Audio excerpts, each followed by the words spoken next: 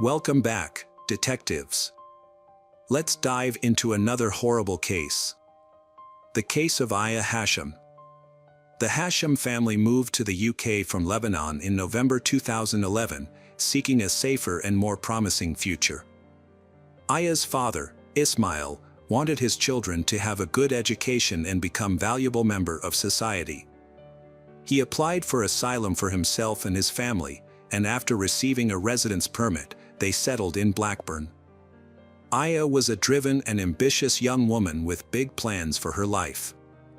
She was a law student at Salford University. Tragically, her parents' hopes for a better life were shattered when Aya was killed in a senseless act of violence. On May 17, 2020, Aya left her house to go to a nearby supermarket at around 3 p.m. However, she never returned home. About an hour later, Aya's father went out to look for her. Aya's mother searched online and discovered the news that a woman had been shot in their neighborhood. Soon after, Aya's parents received the devastating news that their daughter had been killed in the shooting. Aya was walking on King Street when a car drove by with multiple occupants. One of the individuals in the car fired 2 shots, one of which fatally hit Aya. 19-year-old Aya Hashim was fatally shot on King Street and died the same day despite medical efforts. The police do not think the incident was motivated by racism or religious hatred. Deputy Chief Terry Woods is seeking the public's help in gathering evidence. He asks anyone with dashcam footage or surveillance cameras to come forward if they have recordings of a green Toyota Avensis car or any suspicious activity. According to Deputy Chief Woods, Aya was an innocent bystander who was shopping for her family when she was accidentally caught in the crossfire. The shooting involved a green Toyota Avensis car. Witnesses report that 2 rounds were fired from the vehicle, and sadly, Aya was hit. Later that day, police discovered the Toyota Avensis car involved in the shooting abandoned near the scene of the crime. They also obtained CCTV footage of the incident. The footage shows that at 3:03 p.m. Aya is walking along the sidewalk. The Toyota mentioned earlier drives past her. The rear side window on the left is down. The shooter makes a fatal shot. The bullet goes through her and hits the pole. For ethical reasons, the police did not reveal footage of she falling to the ground. After reviewing the video recording, it's clear that there were at least 2 individuals in the car, the driver and the shooter. Following the shooting, the perpetrators quickly fled the scene and abandoned the vehicle on a nearby street. Within 2 hours, the police located the car and initiated a search for its owner. Aya Hashim was caught in the crossfire of a shooting incident that occurred near Khan's car wash. Following her death, the police launched a massive operation to apprehend the suspects, who had fled the UK, with the assistance of international law enforcement. 8 individuals were initially charged in connection with her death. Aya's death was ultimately determined to be a tragic accident. She was an innocent bystander. The shooting was actually a targeted attack on the owner of Khan's car wash, who was a competitor of Pharaoh Suleiman. It was Suleiman who allegedly hired a hitman to take out Khan, but the bullet mistakenly hit Aya instead. According to the video recording, at the time of the incident, Aya was standing a few feet away from a pole. The first bullet fired missed its intended target and hit something near a man, as evidenced by the splashing water. The key point here is that the shooter made a mistake. The person they aimed at was not the business owner, but rather an employee who was mistaken for Khan. During the second shot, Aya was positioned between the shooter and the employee. The bullet struck her in the left side of her chest, passed through her body, and then hit the pole. The car immediately fled the scene. The car wash owner, Khan, witnessed Aya falling to the ground and rushed to her aid, calling emergency services in the process. He described the events, stating that he had seen the car and the gun, and then the assailant sped away. According to him, they returned and started shooting, aiming the gun at him, which left him confused. To better understand the crime, let's examine the roles of the individuals involved. We'll start with the mastermind, Pharaoh Suleiman. Pharaoh Suleiman was a successful businessman with a loving family. Suleiman owned a thriving tires shop that had gained significant popularity over time. The business provided him with a substantial income, enabling him and his family to live a comfortable life. He was also active on social media, frequently sharing photos of himself driving expensive cars, giving his followers a glimpse into his life. When his business began to decline, he devised a plan to eliminate his competitor, Khan. Despite being a potential suspect due to his motive, Suleiman went ahead with the plan. He enlisted the help of Ayaz Hussein, Zamir Raja, and Anthony Ennis. The perpetrators conducted a surveillance mission the day before the crime, driving near the car wash to inspect the area. Additionally, Abu Bakr Saisha purchased the Toyota used in the crime with money provided by Suleiman. Kashif Manzoor ensured the car was in working condition by performing technical checks and addressing any malfunctions. Uthman Saisha and his girlfriend, Judy Chapman, played a supporting role in the crime. They drove the shooter and driver to the location of the Toyota in their Ford Fiesta and then picked them up after the crime was committed, they abandoning the Toyota on a nearby street. According to the inquest, at 1:14 p.m., Judy Chapman and Uthman Saisha picked up Raja and Ennis from Bolton and drove them 13 miles to Blackburn, where the Toyota was parked. Kashif Manzoor made sure the Toyota was ready as all four men drove to Blackburn. However, when they stopped a couple of miles from the car wash, the Toyota wouldn't start due to a dead battery. Manzoor jumped the battery using another car's battery and some wires. With the car started, Manzoor handed it over to Raja and Ennis, then returned to the service station where Suleiman was waiting, watching from a front row seat to see what would happen. The Toyota approached the corner with its windows rolled down. Ennis and Raja circled the block several times, waiting for the perfect moment to act. They needed to be on the same side of the street as Khan's car wash. Meanwhile, Manzoor and Suleiman were observing the situation unfold. On the fourth pass by the car wash, the Toyota slowed down. Coincidentally, Khan was on the street at that exact moment. However, the shooter, Zamir Raja, made a mistake and fired the first shot at a different employee, not Khan. Fortunately, the first bullet missed its target. But the second bullet hit Aya. Following the shooting, Raja and Ennis fled the scene, abandoning their vehicle and getting into a car with Judy Chapman and Uthman Saisha, who drove them away from Blackburn.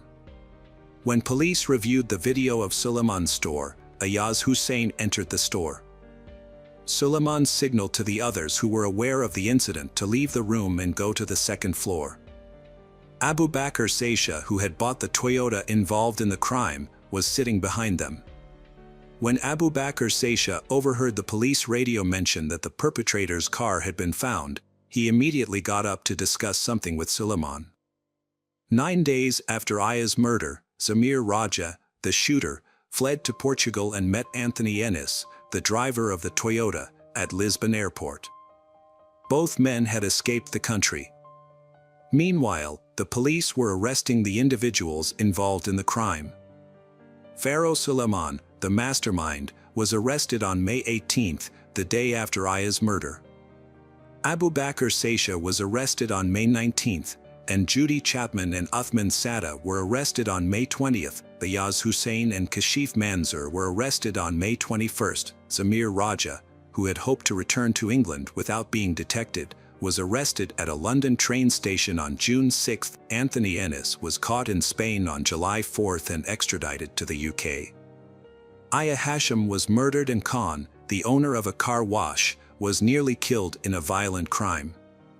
Several suspects were charged, and at first, all of them denied any involvement. However, as the investigation continued and the pressure mounted, their stories began to contradict each other as they tried to downplay their roles in the crime. As the suspects' testimonies became more inconsistent, they started to turn on each other, revealing crucial details about the crime to the police. Each suspect tried to avoid a long prison sentence by blaming the others. On August 5, 2021, the court delivered its verdicts, resulting in severe sentences for all those involved. Pharaoh Solon, who had a prior conviction for a fatal hit-and-run incident in 2001, received a life sentence with a minimum term of 34 years. Raja, the shooter, was also given a life sentence with a minimum term of 34 years. According to reports, he was paid $500 for his involvement in the crime. The driver, Anthony Ennis, was sentenced to life imprisonment with a minimum term of 33 years. Ayaz Hussein, who orchestrated the crime, received a life sentence with a minimum term of 32 years. Abu Bakr Saisha, who bought the getaway car, will serve at least 28 years. Uthman Satatya, who arranged for the shooter and driver to be transported, will also serve at least 28 years. And Kashif Manzoor, who made sure the car was working on the day of the crime, will serve at least 27 years. The judge was critical of the defendants, stating that they showed no regret for their actions after the shooting. Instead of taking responsibility, they tried to deceive and manipulate their way out of trouble. When that failed, they turned on each other in an attempt to save themselves. Judy Chapman was found guilty in October 2021 of involuntary deprivation of life. She was given a 15-year prison sentence for driving the car involved in the crime. However, investigators have since discovered that other individuals were involved in the crime. This was revealed through analysis of communication between the convicted parties. Louis Otway, a 42-year-old from Manchester, was sentenced to life in prison on May 5, 2023, with a minimum term of 32 years. During his trial, evidence revealed that Otway acted as an intermediary between Ayaz Hussein, Zamir Raja, and Anthony Ennis. Specifically, he assisted Hussein in committing a crime.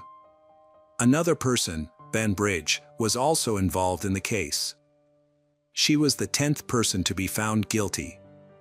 Prosecutors said that Banbridge met with Raja and Ennis in Bolton, took their phones, and turned them off. Then, she drove to Trafford and turned the phones back on in different locations, making it seem like Raja and Ennis were in Greater Manchester, not Blackburn, when a shooting happened. This was done to create a fake alibi for the two men. Banbridge, 32, admitted to conspiracy to pervert the course of justice and was sentenced to 23 months in prison on August 11, 2023. This was the last conviction in the case of Aya Hashim. Welcome to our channel. Today we're going to take a look at another horrible case with you. The case of Sylvia Likens. Sylvia Marie Likens was born on January 3, 1949, in Lebanon, Indiana, USA, to carnival workers Lester Likens and his wife Betty Likens, formerly Grimes. She was the third of 5 children, with 2 older twins, Daniel and Diana, and 2 younger twins, Benny and Jenny. Sylvia's youngest sister Jenny had polio, which left her with a significantly weakened leg, causing her to limp noticeably. She had to wear a steel brace on her leg to help her walk. Sylvia's parents had a tumultuous marriage, with constant moving and financial struggles. They worked at carnival booths throughout Indiana during the summer, selling candy, beer, and soft drinks. To help out, the Likens children would often travel with their parents, but Sylvia and Jenny frequently stayed with relatives, mostly their grandmother. This arrangement not only kept the young girls safe, but also allowed them to have a more stable education. From a young age, Sylvia took on various responsibilities, including babysitting, running errands for neighbors and friends, and completing household chores like ironing clothes. In doing so, she earned some money, which she used to buy things for herself and occasionally shared with her mom. Those who knew her described Sylvia as a friendly, confident, and charming girl. She had long, wavy, light brown hair that fell just below her shoulders, and her friends affectionately called her Cookie. Despite her vibrant personality, Sylvia was self-conscious about her smile due to a missing front tooth, which she lost during a childhood accident while playing with one of her brothers. Sylvia loved music, particularly the Beatles, and was very protective of her younger sister Jenny, who was shy and less secure. The sisters frequently visited a local skating rink, where Sylvia would assist Jenny, holding her hand as Jenny relied heavily on her stronger leg. In June 1965, Sylvia and Jenny Likens were living with their parents in Indianapolis. The following month, their mother was arrested and jailed for theft.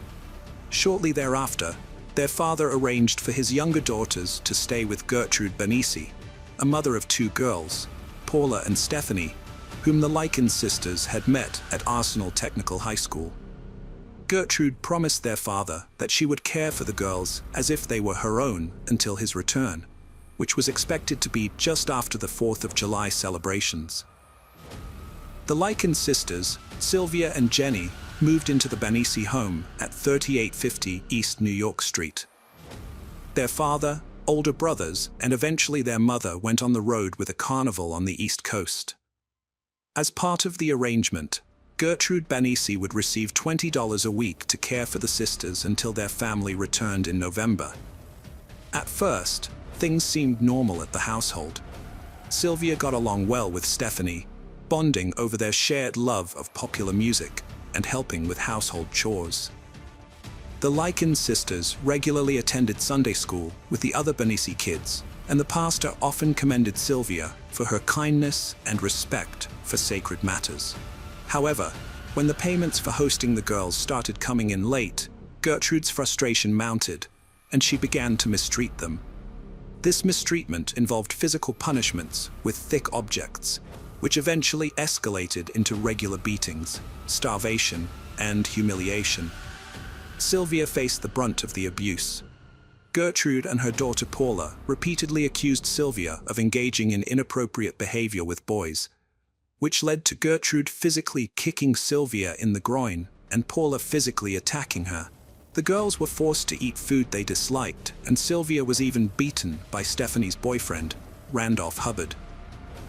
Daily life at the Banfi residence was brutal. Violence escalated over time. Paula's attacks on Sylvia was savage, including punching her in the face and breaking her own wrist. She targeted Sylvia's mouth and eyes, then used her cast to inflict more harm.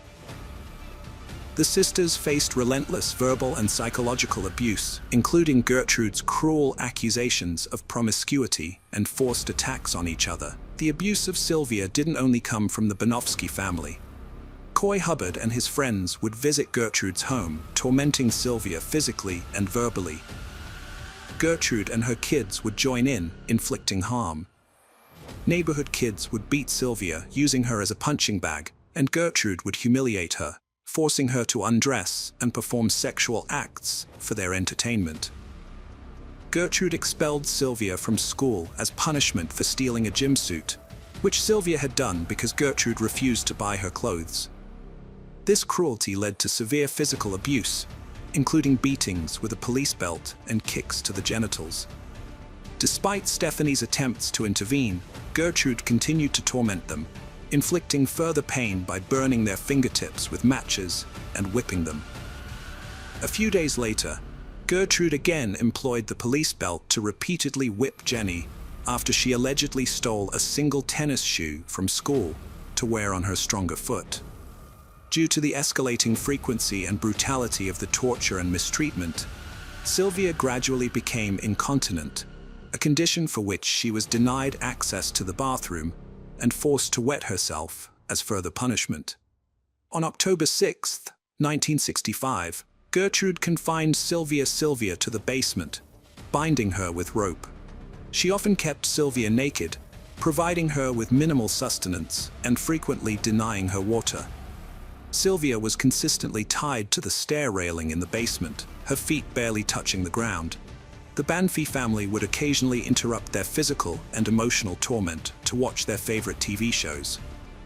Neighborhood boys would even pay 5 cents each to view Sylvia's body on display, participating in her humiliation, beating, burning, and mutilation during her captivity in the basement. Gertrude and her children restrained and silenced Sylvia, then submerged her in a bathtub of scorching hot water. Next, they rubbed salt into her injuries. After this incident, an anonymous caller, who was the father of a neighborhood boy named Michael John Monroe, contacted Arsenal School to report that a girl with severe skin lesions was living at the Banvey household. Since Sylvia had been absent from school for several days, a school nurse visited Gertrude's residence to investigate.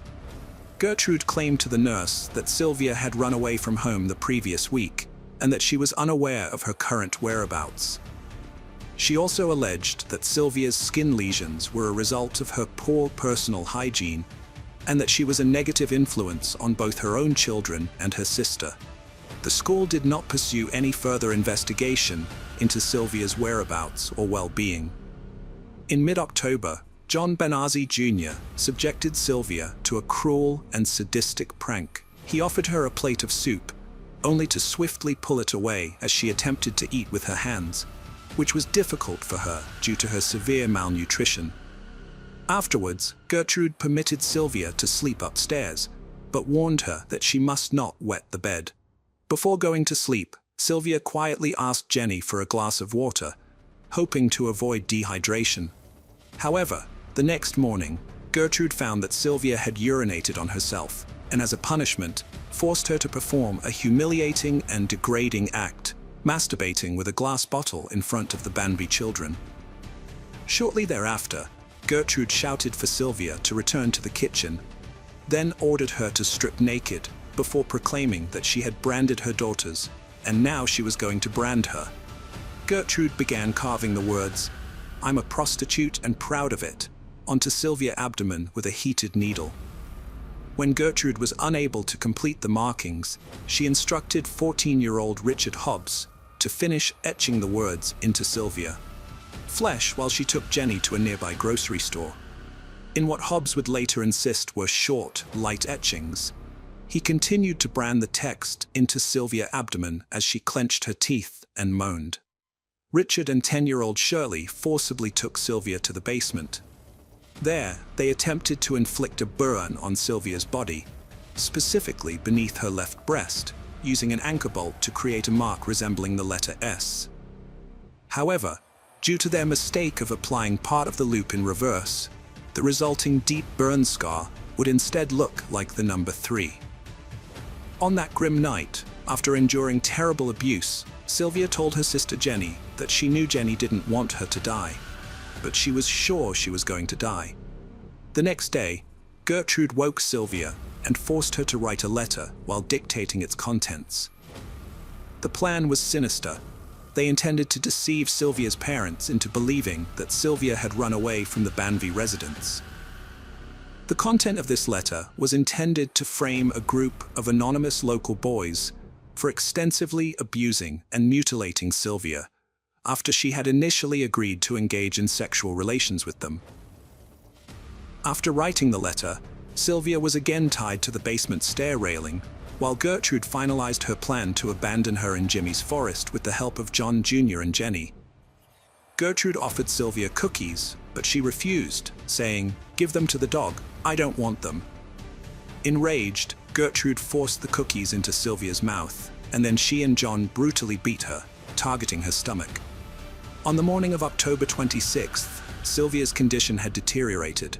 She could hardly speak or control her movements. Gertrude brought her to the kitchen, propping her against the wall, and tried to feed her a donut and a glass of milk. However, Sylvia struggled to hold the glass, which further infuriated Gertrude, who tossed her to the floor before returning her to the basement. Soon, Sylvia became delirious, repeatedly moaning and muttering incoherently. When Paula asked her to recite the alphabet, Sylvia couldn't get past the first 4 letters and was unable to stand up from the floor. Sylvia faced neighborhood bullies in the basement. She pointed out familiar faces, shouting names. After a failed attempt to bite a rotten pear, Jenny reminded her she couldn't feel her teeth, having lost one at 7. Exhausted and desperate, Sylvia tried to escape but collapsed. Gertrude punished her brutally, striking her head and knocking her out. Shortly after, at 5:30 p.m., Richard Hobbs returned to the Banvey residence and rushed to the basement, where he found Stephanie crying and cradling Sylvia's frail, wounded body. After their mother instructed Stephanie to clean Sylvia's body, she and Richard decided to give Sylvia a warm, soothing bath and dress her in fresh clothes. They laid her on a mattress in one of the bedrooms, where she whispered her final wish, for her father to be by her side or to be taken home. After suffering severe punishment and weakening from starvation, Sylvia finally succumbed to her injuries and died.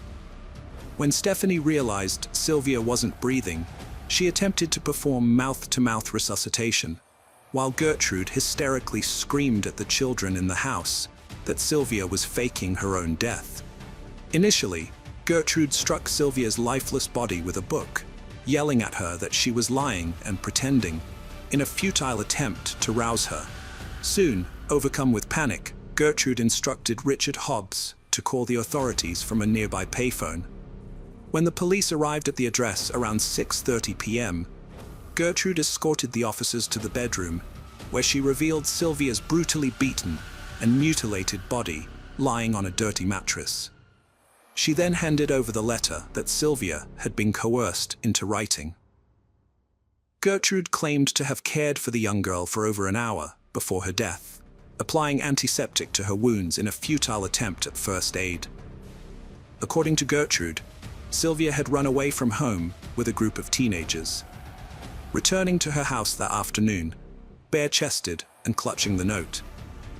Having declared to everyone in the house that Sylvia's death was meant to happen, Paula looked at Jenny and calmly said that if Jenny wanted to live with them, they would treat her like their own sister. Following instructions she had received before the police arrived, Jenny recited the rehearsed version of the events leading up to Sylvia's death, before whispering to the officers to take them away, and that she would tell them everything.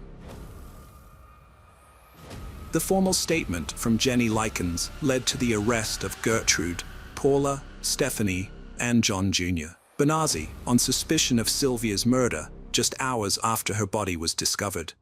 That same day, Coy Hubbard and Richard Hobbs were also arrested and charged with the same crimes.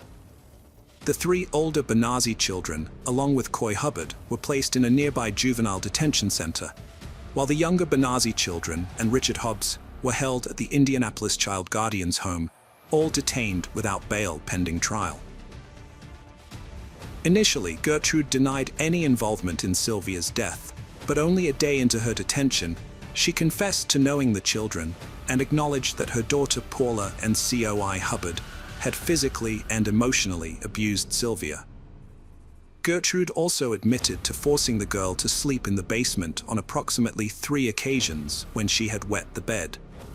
When an officer suggested that the probable reasons for Sylvia's incontinence were her mental distress and kidney injuries, Gertrude became evasive. Paula showed no remorse, signing a statement that admitted to repeatedly beating Sylvia. She also confessed to fracturing Sylvia's wrist and committing other brutal acts, including pushing her down the basement stairs 2 or 3 times.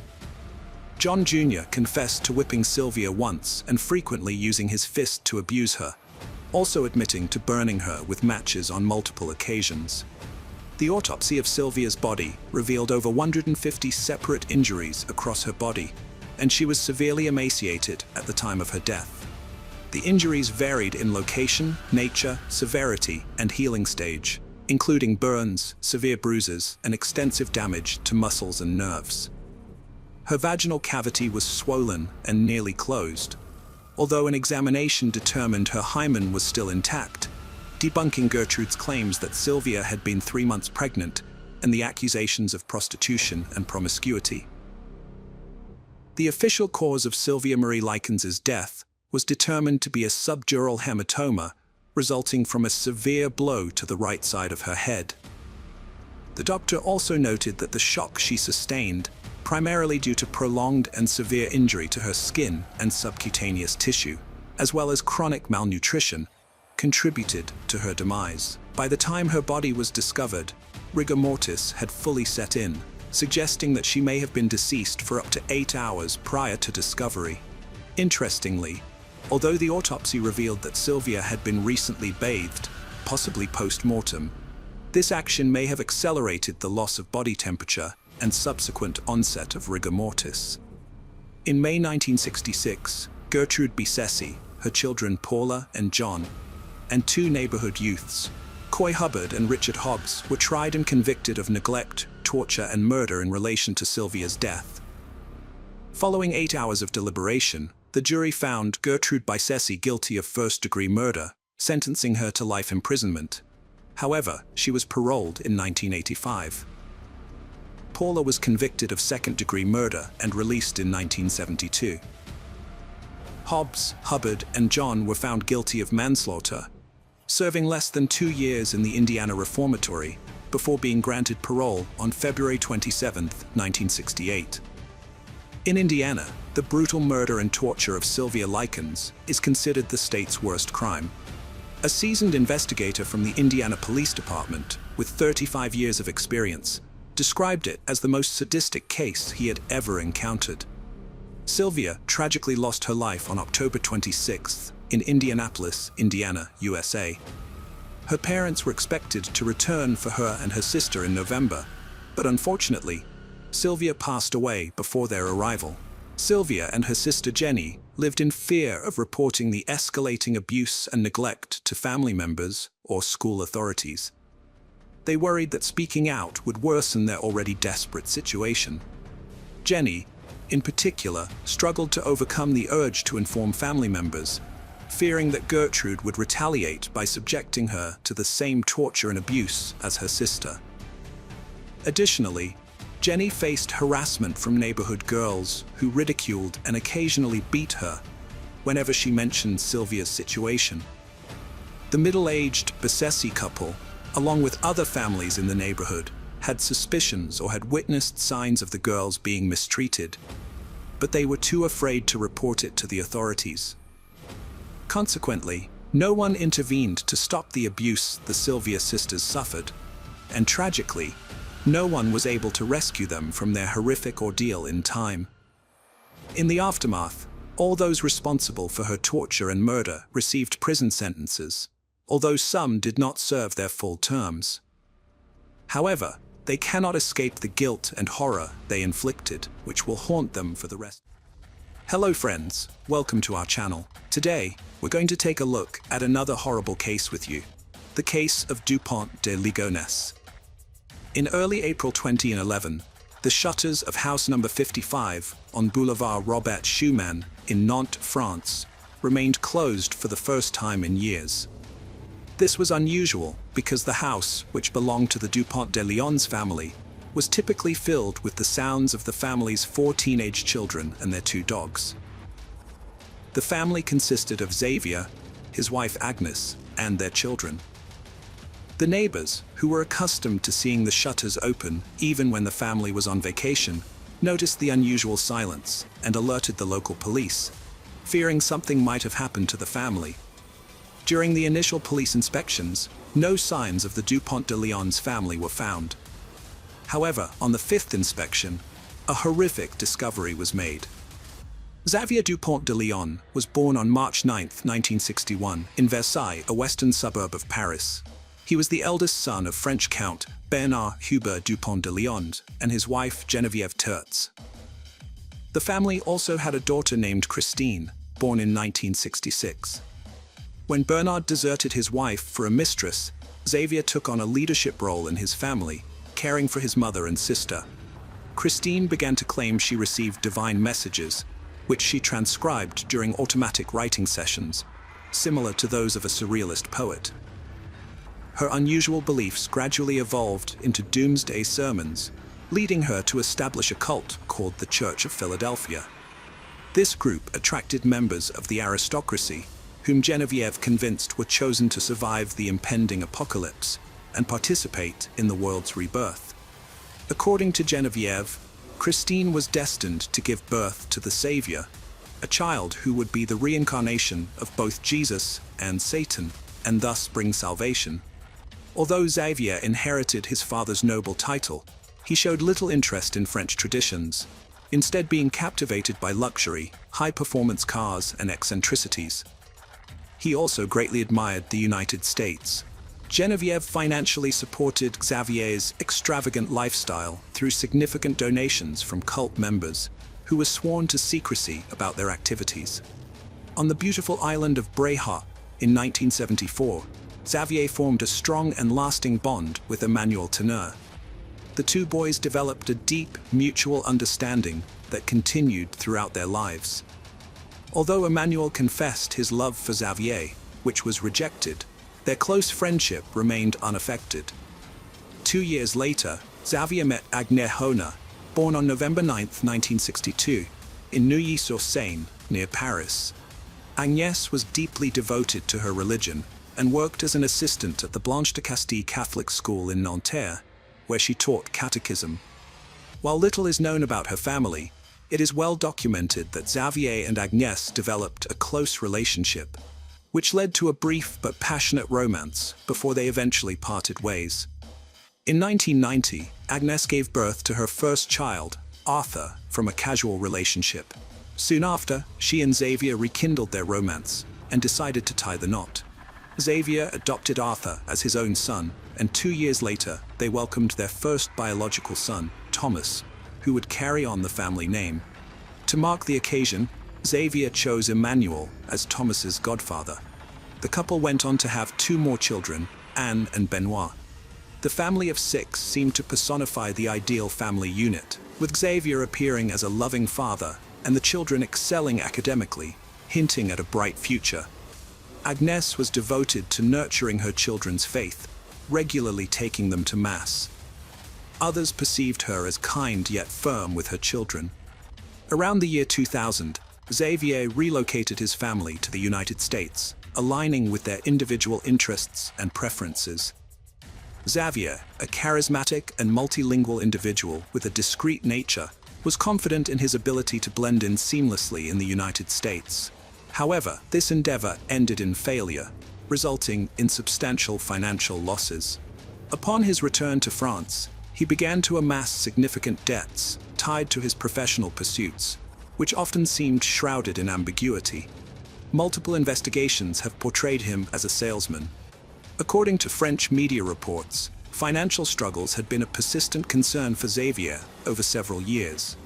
One of Xavier's unsuccessful ventures was an unusual scheme to import cars from the United States to France.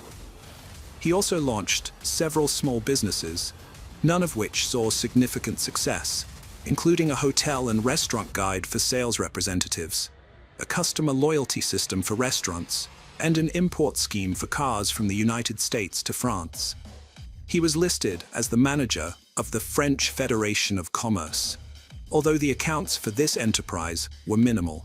In 2003, he hired 6 salespeople to help turn his fortunes around.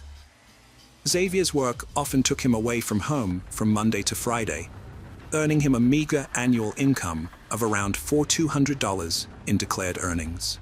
As financial issues began to strain his marriage, typical marital disagreements were likely exacerbated. In 2004, Agnès poured her heart out on a French forum, detailing the challenges she and her husband faced. She revealed that he had once told her that a group death as a family wouldn't be catastrophic, a haunting statement that would linger. By 2009, the mounting debt had severely impacted their relationship, leading to a temporary separation. During this period, Xavier sent numerous letters blaming Agnès for the family's troubles and holding her responsible for their financial ruin. This emotional turmoil took a devastating toll on Agnès, causing her to lose her appetite and struggle with insomnia on numerous occasions. Xavier sought help from his friend Emmanuel, who hailed from a wealthy family and had inherited a substantial fortune from his father. Despite his affluence, Emmanuel lived modestly in a small apartment, preferring to use his wealth to support others. He was an enigmatic and somewhat eccentric individual who never hesitated to lend Xavier significant sums of money.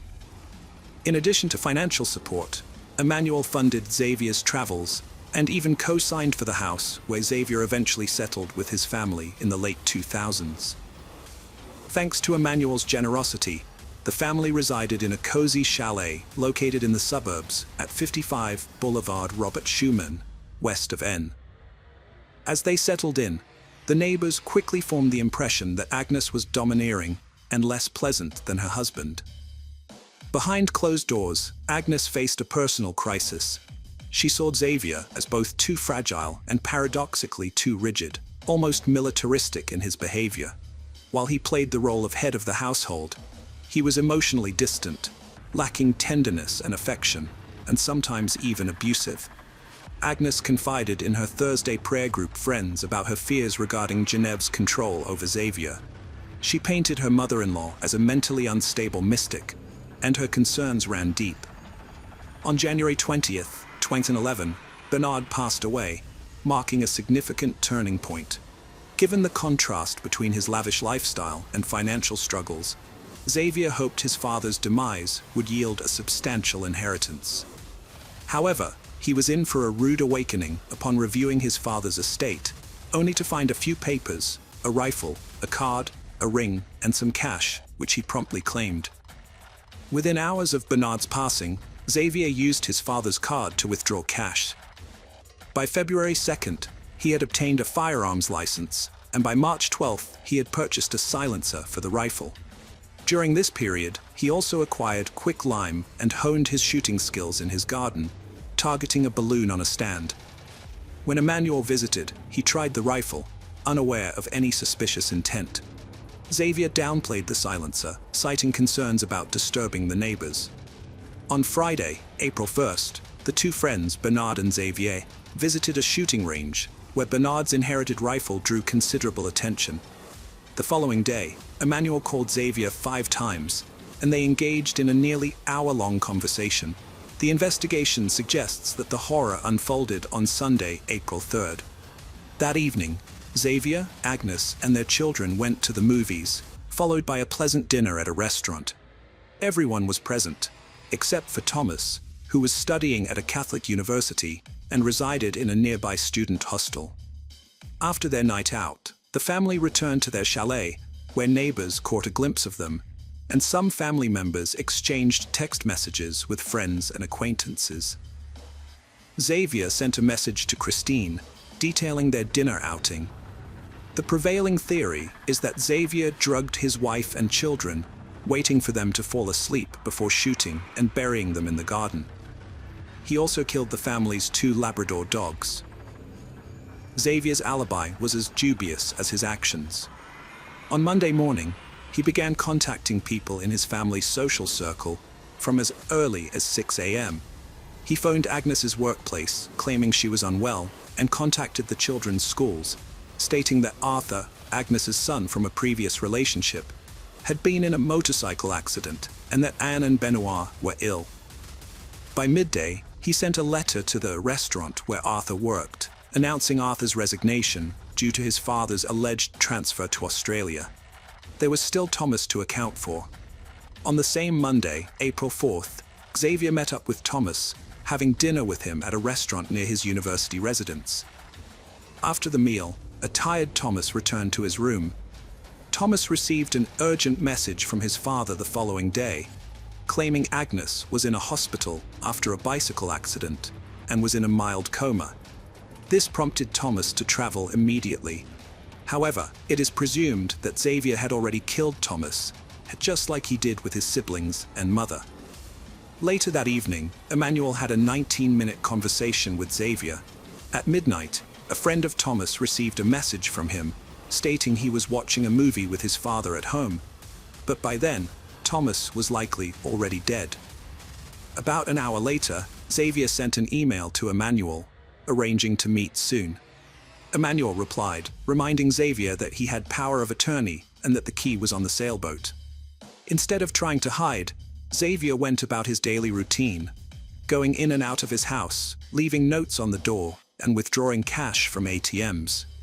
He used his credit cards to pay for meals at restaurants and stayed in hotels under his real name, all while being caught on security cameras.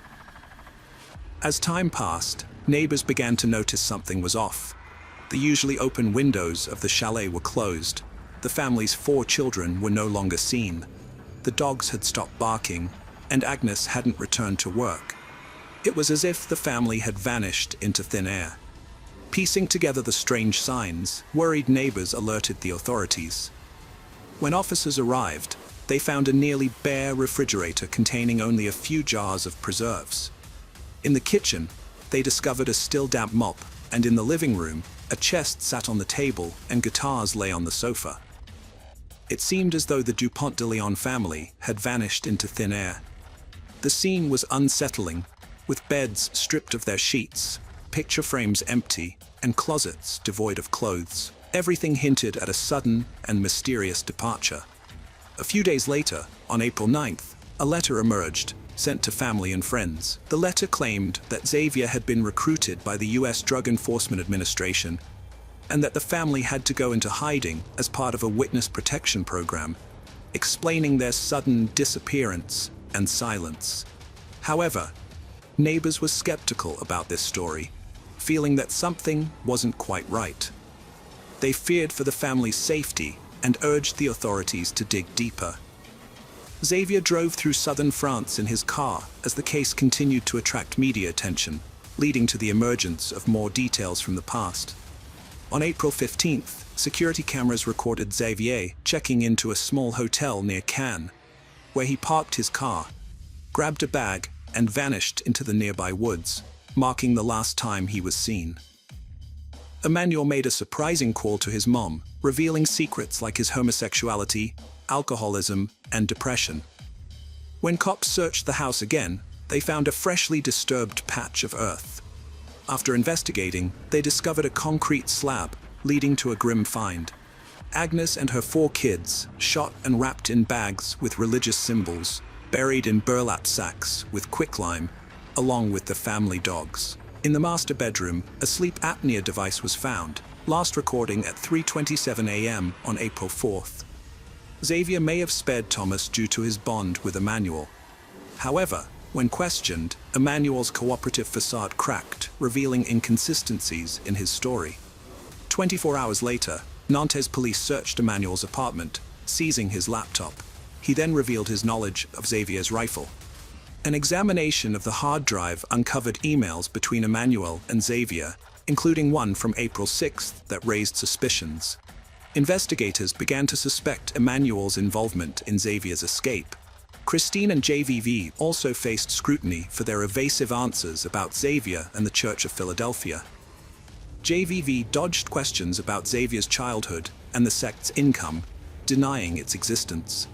But investigators found a complaint from former members who fled after Christine's proposal to conceive a chosen one through group sex.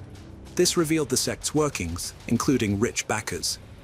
Suspecting support for Xavier, police questioned former members and watched the sect's followers, but found no leads. Authorities tracked Xavier's movements via cell phone records. Last sighting, April 15th, possibly carrying a weapon. Despite searches, no body remains found. Speculation, rescued by boat, taken to another country. International arrest warrant issued May 4th. Police investigated boat ownership but found nothing. On May 9th, Emmanuel was summoned to the Nantes police station for another interview, which had escalated into a grueling interrogation. The police had shifted their focus to finding a sailboat and identifying its captain. But Emmanuel was still oblivious to the magnitude of the investigation or the mounting suspicions against him. When questioned about a sailboat reference, he attributed it to coincidence, explaining that he had granted Xavier power of attorney to access his safe deposit box in case of an emergency. The key, he revealed, was hidden on a model sailboat in an apartment, and the safe contained only his will. The police, still frustrated and empty-handed despite the intriguing coincidences, ultimately released Emmanuel. At this point, the investigation remained shrouded in uncertainty. Emmanuel was viewed as a witness, with no arrests made, and police questioned the need to further interrogate him. However, they decided to apply pressure, given his credibility as an accomplice. A notable detail emerged when investigators found an unusual $4,200 check signed by Emmanuel, linked to a previously unknown Monaco account. Authorities requested account statements, but faced resistance due to Monaco's strict banking privacy laws. September 28th, 4 police officers visited Emmanuel's home. He emerged disoriented, in underwear, barely confirming his identity. His sparse apartment was cluttered with empty bottles, revealing deep loneliness. Emmanuel was tormented by the lack of letters or calls from his friend. The police now viewed him as a lost soul, not a suspect, wondering if they'd followed the wrong lead. Xavier had become one of France's most wanted alleged murderers, possibly even globally renowned. In 2015, a journalist claimed to have received a letter from Xavier, stating he was alive, but the handwriting, DNA, and fingerprint analyses failed to yield any conclusive evidence. On January 9, 2018, police raided a monastery in Rab-Brun-sur-Aron following a tip-off about a monk resembling Xavier, but after an intense 2-hour search, they determined it was a case of mistaken identity.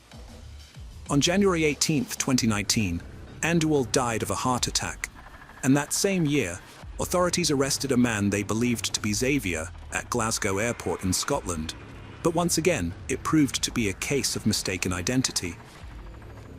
Another theory proposes that Xavier might be hiding in South America, specifically Argentina, where his linguistic skills and charisma would enable him to seamlessly blend in. Years have passed, and the Church of Philadelphia has not only endured, but reportedly undergone a resurgence. This small, highly secretive group consists of members who have been part of it for nearly 40 years, living as if they have withdrawn from the world. In the summer of 2019, 2 brothers who were raised within the sect filed new complaints against Christine and Gev, claiming that these women fervently preached that Xavier was alive, innocent, and hiding in the United States as part of a witness protection program. They alleged that everything written in the April 9th letter was pure fabrication. Since 2011, the case has been plagued by speculation and false leads, leading authorities down endless dead ends. The pressing question remains, will justice ever be served for Agnes and her children? Despite the bleak outlook, some still believe that the truth will eventually come to light. Friends, welcome to our channel. Today we're going to take a look at another horrible case with you. The case of Rosana Galliano. Rosana Galliano was born in Buenos Aires, Argentina, in the late 1970s. She was the youngest child, with 2 older brothers, Oscar and Gustavo, and a sister, Monica. Her parents were Raldo and Graciela. While details of her childhood and teenage years are scarce, it's known that she finished high school in the late 1990s. During this time, her father, Raldo, worked as a mechanic. In early 2001, Jose Arce visited Raldo's workshop, where he met Rosana. Born on November 22, 1948, Jose had spent over 30 years living abroad, including time in Greece and the United States, where he was imprisoned for 4 years for drug trafficking. He returned to Argentina in 1996, owning 8 properties in a posh area of Buenos Aires. Jose and Rosana started dating quickly after meeting at her father's shop, where he brought his vintage car for repairs. Despite their significant age difference, Jose appeared financially stable, thanks to his mother Elsa, who still lived in the United States. When 52-year-old Jose proposed to 22-year-old Rosana, her mother Graciela expressed concerns about their age difference. Jose argued that age was not an obstacle to love, and Graciela turned to Rosana for reassurance. Rosana confirmed her desire to marry him in a whisper. The couple got married on November 17, 2001, just 7 months after meeting. Jose attributed his cheerful, modern, and smart personality to winning Rosana over.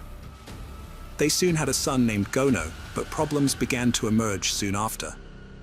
Jose was a controlling and jealous partner who frequently belittled Rosana and her family.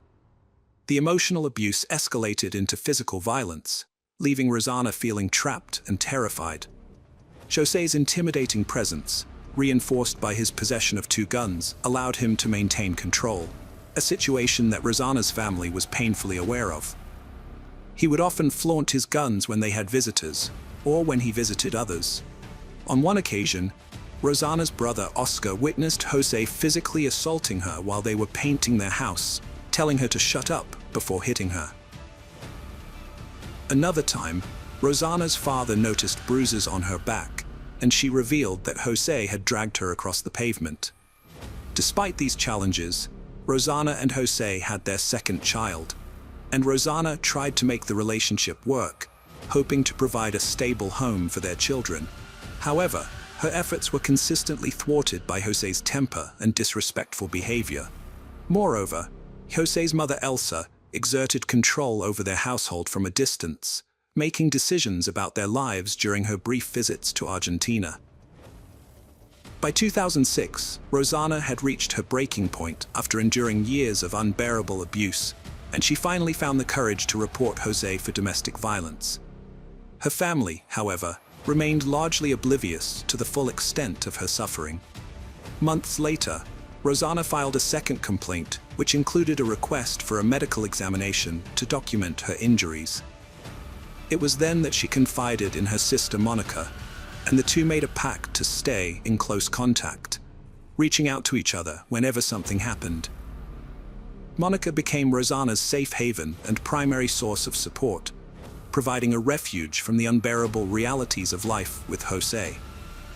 Rosanna would often visit Monica's apartment with her children, though Jose would dictate when they had to return, frequently backing up his demands with death threats. Rosanna made the difficult decision to move in with Monica and the children, leaving Jose to stay in his own home. After a period of time, Rosanna took further action by filing another complaint and seeking a divorce, which resulted in a restraining order being issued against Jose. From then on, the only times they met were during child visitation sessions at a neutral location in El Romanzo Exal de la Cruz, as arranged by the court. Rosanna confided in her neighbor, Daniel Gonzalez, a married father of one who worked as a gardener. Rumors began to circulate about a possible romantic relationship between Rosanna and Daniel, although this was never confirmed. Meanwhile, Jose's threats persisted, and Rosanna shared a chilling voicemail with her brother Oscar, in which Jose casually spoke about killing her in mid-2007 while socializing with friends at a bar. Rosanna met Oscar Lugo, a 32-year-old man from Marino who worked in a sewing workshop. They quickly became close, exchanging phone numbers and starting a romantic relationship. Oscar was an old-fashioned gentleman who treated Rosanna with kindness, attention, and listened to her, which was a welcome change after all the turmoil she had faced.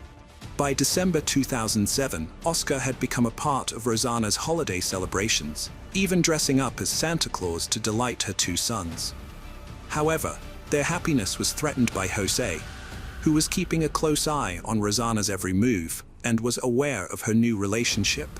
The looming divorce had panicked him. Jose tried to persuade Rosanna to end things with Oscar by offering her a truck, but she refused. When Rosanna had a severe nervous breakdown, it was Oscar who accompanied her to the hospital, not Jose. Running out of options, Jose, with the help of his mother Elsa, concocted a plan to hire a hitman, whose identity remains unknown.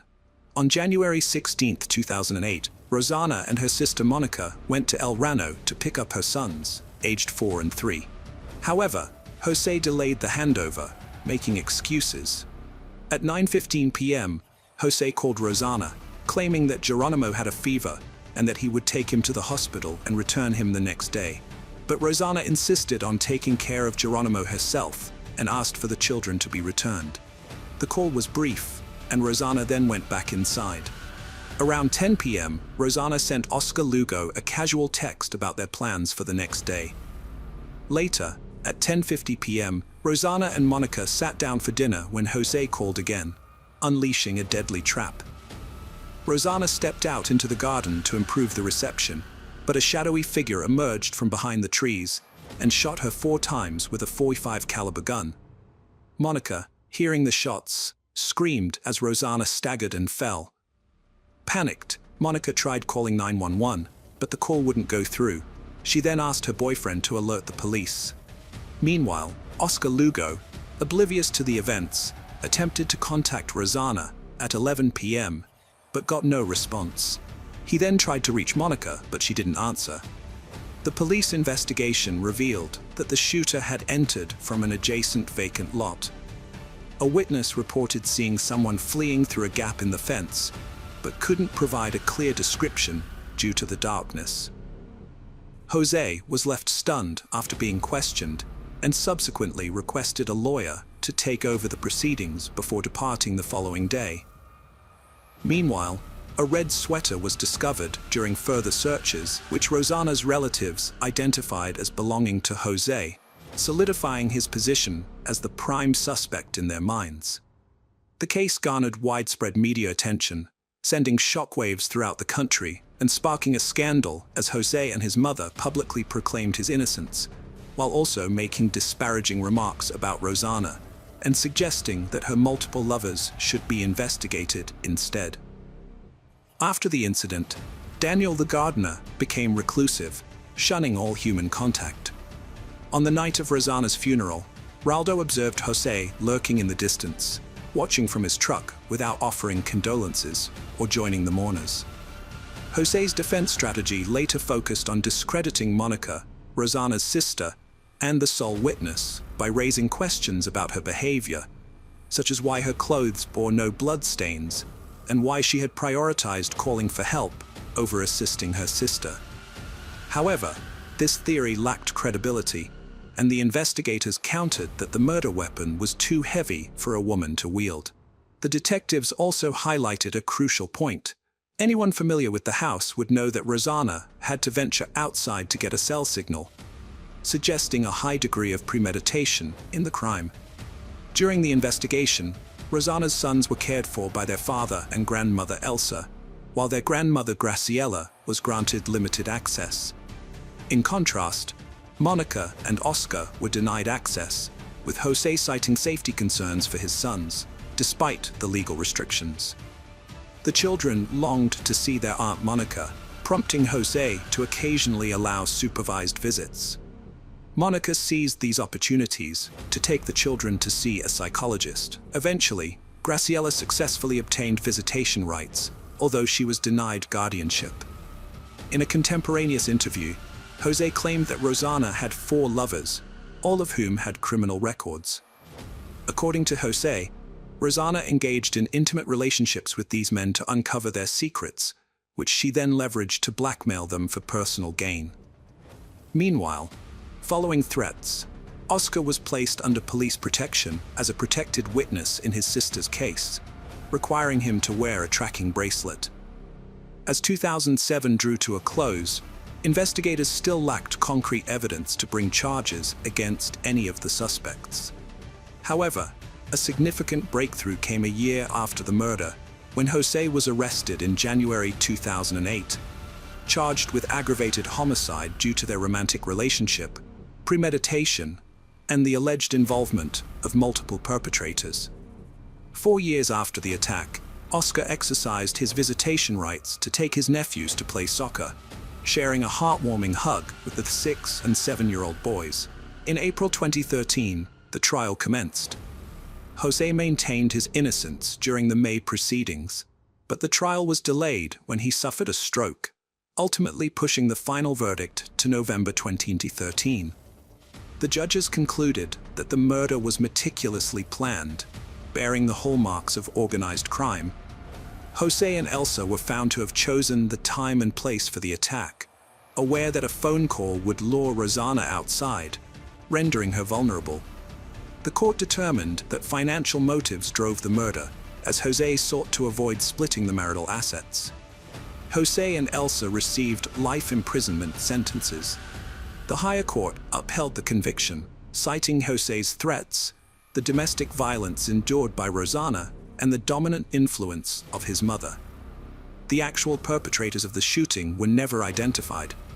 In 2015, Jose and Elsa were placed under house arrest, with Jose's health and Elsa's age cited as reasons, allowing the children to reunite with them.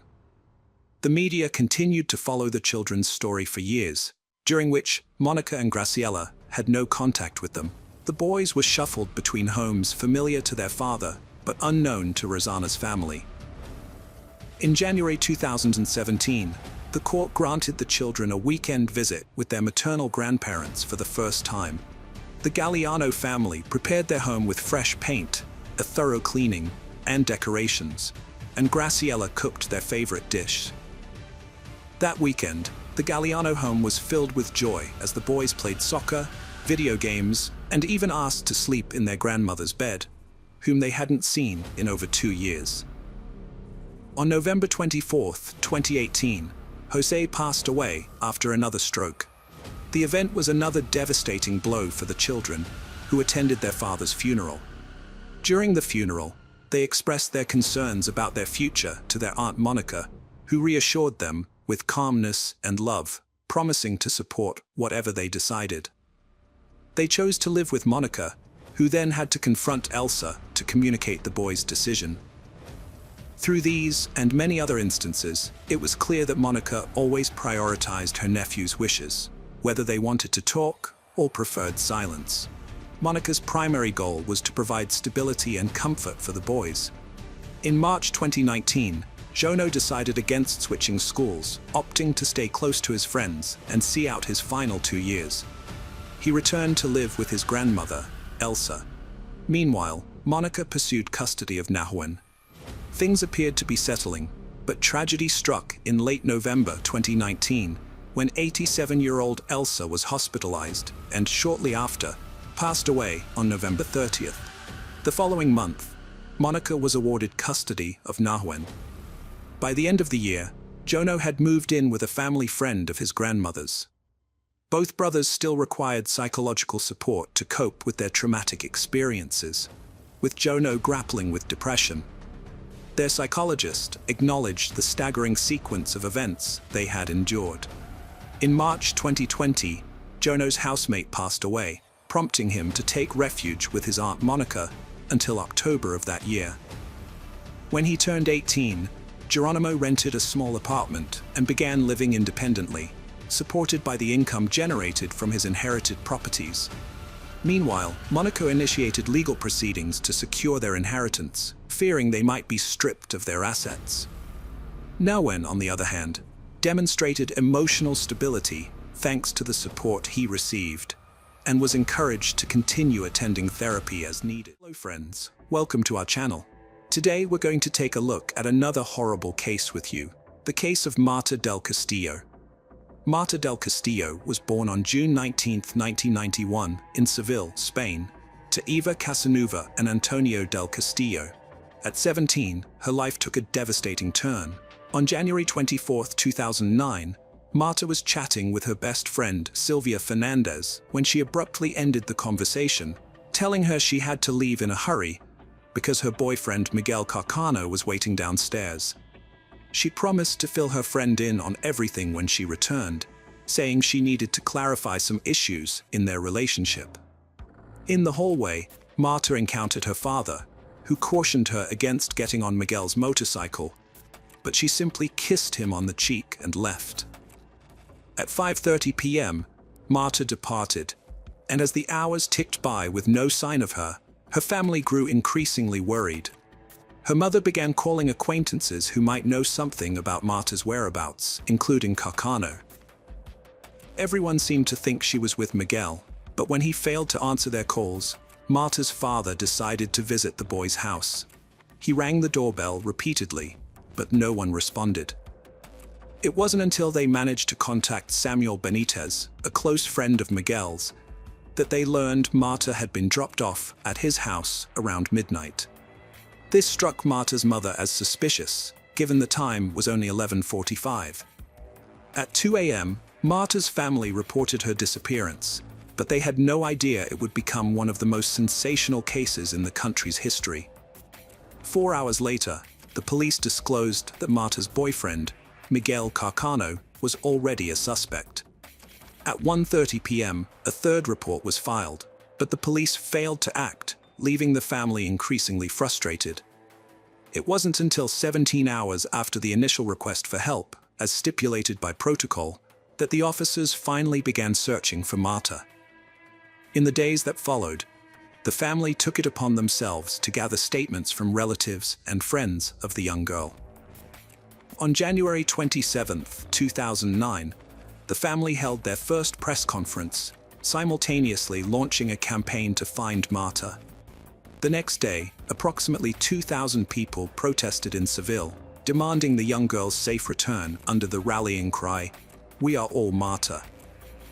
Another demonstration was convened on February 7th, drawing around 3,000 people.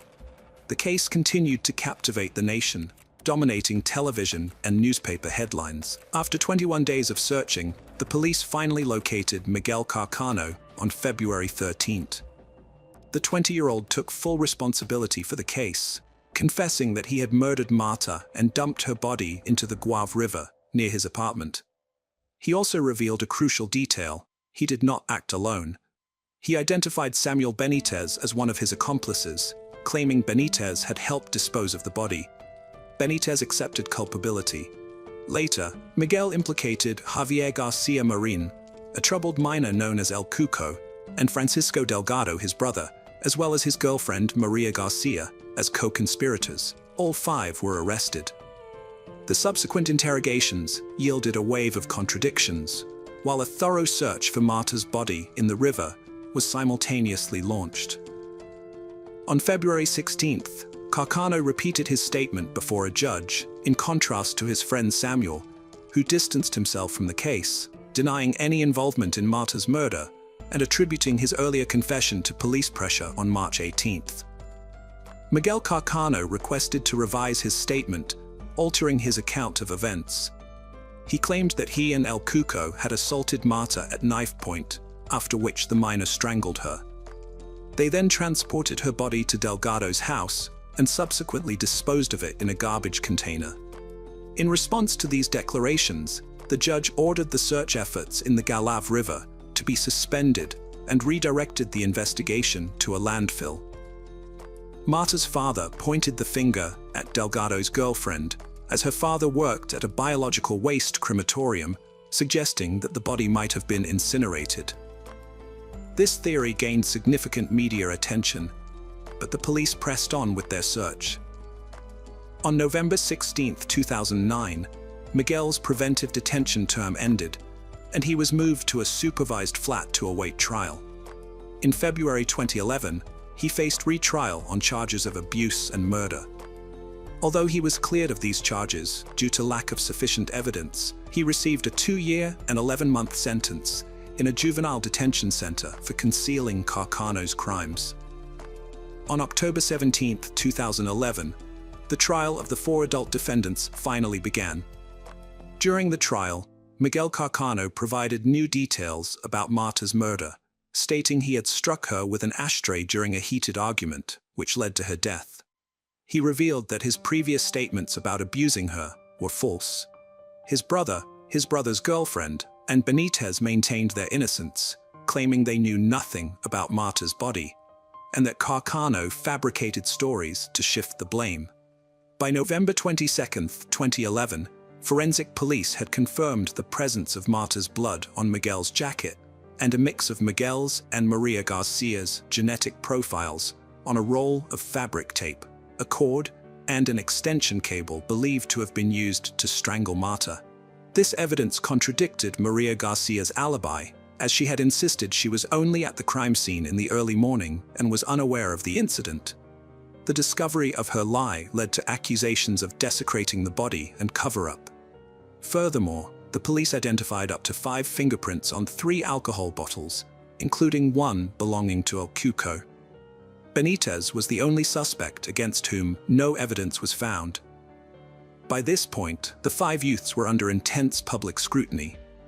The initial trials took place with a significant police presence, and the prosecution sought prison sentences for Carcano, Benitez, Delgado, and Garcia, relying on a total of 90 witnesses, including national police officers and experts, 30,000 pH monitorings, crime scene photographs, DNA evidence collected by the forensic police, and items discovered at the Leon 13 residence. The trials sparked a public outcry, with people pressing against the police cordon, demanding to see Marta's body.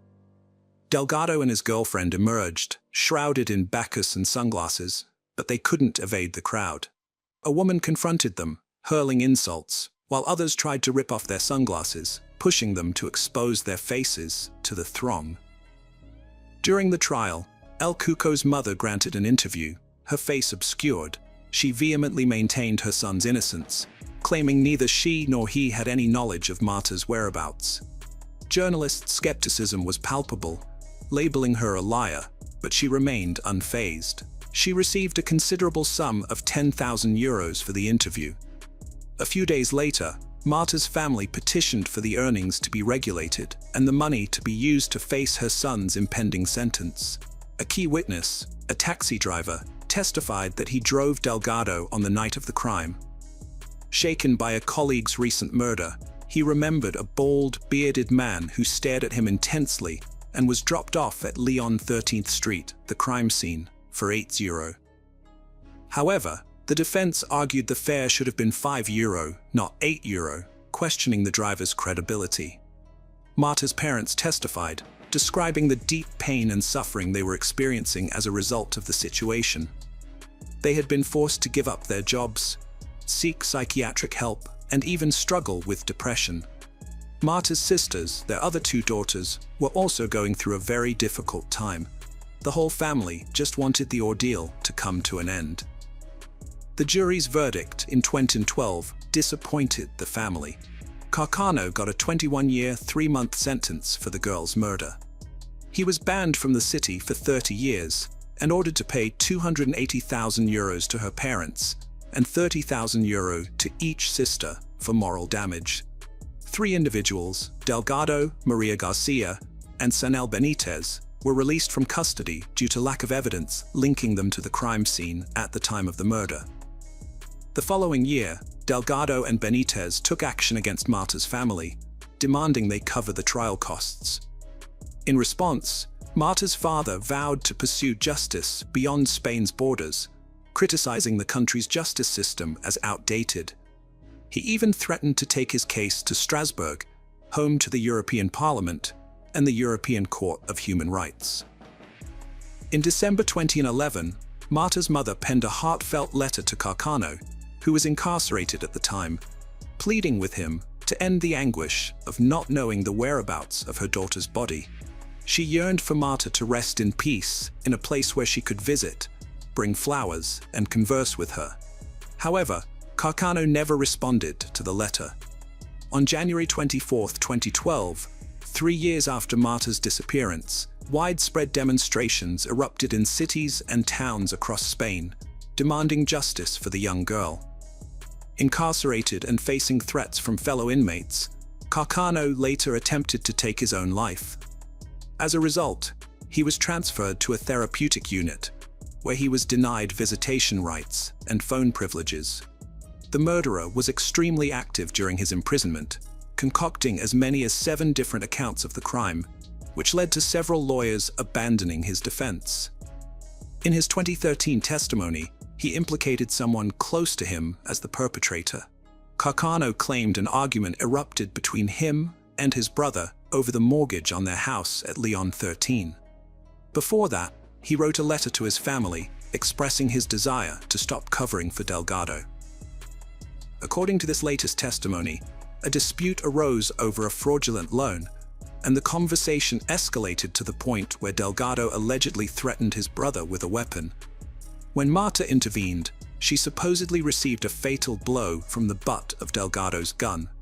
Delgado then made a call, but Miguel claims he doesn't know who it was to or what was discussed. However, he remembers fleeing the house, leaving Marta lifeless in the room. At this point, El Cuco arrived, and Miguel requested his help to dispose of the body using a wheelchair. They transported the body to the Mahala farm in Lanada and buried it there. Marta's parents believed Carcano's story and respected him, despite the suspicious events that had unfolded. They asked for the investigation to be reopened, with a focus on Miguel's brother. However, the prosecution and the judge did not take the statements seriously. Marta's father decided to visit Carcano in prison, asking him to cooperate. He told Carcano that he had bought the house at Leon 13 and promised that it would be his once he was released if he helped find Marta's body. The search for Marta's body was one of the most expensive in the country's history, covering both land and sea. The initial search took place in the Guadalave River. However, when agents tried to recreate the events, several inconsistencies appeared. it became clear that it was impossible for the three individuals, Carano, El Cuco, and Benitez, to transport the body together on a motorcycle, especially since they would have had to carry Marta's body. During the reenactment, the body fell to the ground as soon as the motorcycle started moving. After Carano made the claim that Marta's body had been dumped in a trash bin, a massive search operation was launched at the city's main landfill. Due to the significant time that had passed since Marta's disappearance, and the enormous amount of waste the landfill received daily, the search team estimated they would need to sift through around 40,000 tons of garbage to find any evidence.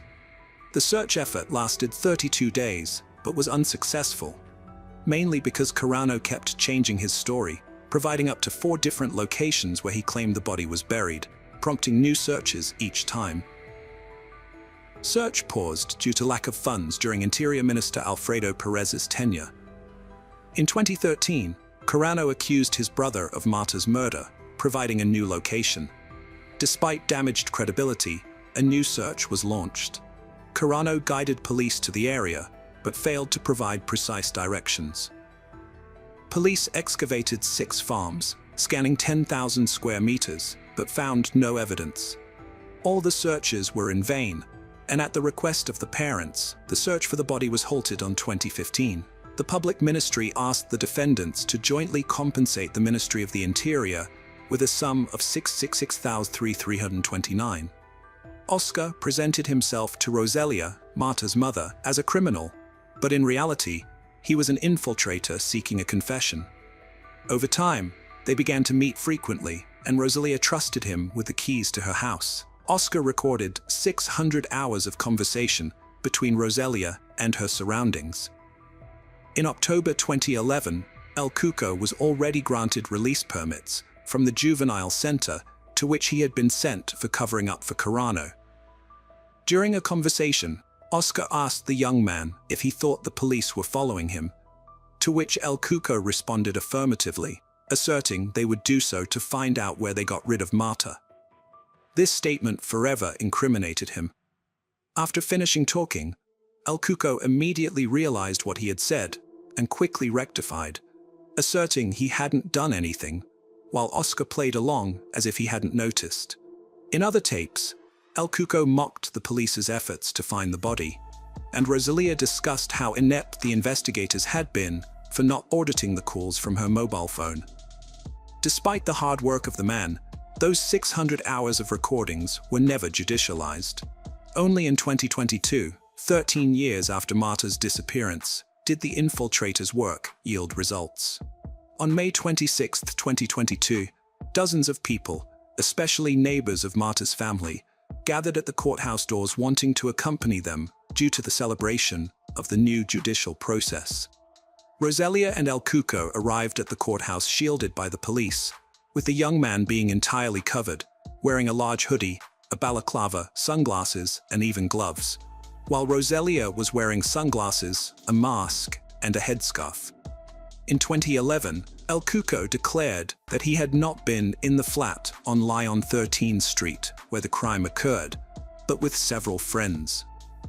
He said he had gone home at 11:30 at night and had met his mother's partner, who had gone out to throw out the garbage, then had gone up to his house and had not left for the rest of the night. Roselia, for her part, said she had gone out with her partner for drinks around 11:30 at night and had returned home around 1:30 in the morning on January 25th, finding her son asleep there. El Cuco confessed that on the night of January 24th, Carano called him after having murdered Marta and asked him for help to bury her body. Along with Benitez, they took his mother's car and went to Lyon 13, where Delgado was also found.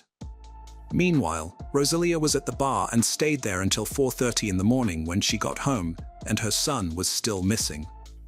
Both El Cuco and his mother were charged with perjury, the ACT aggravated by having obstructed the judicial procedure ongoing since 2009.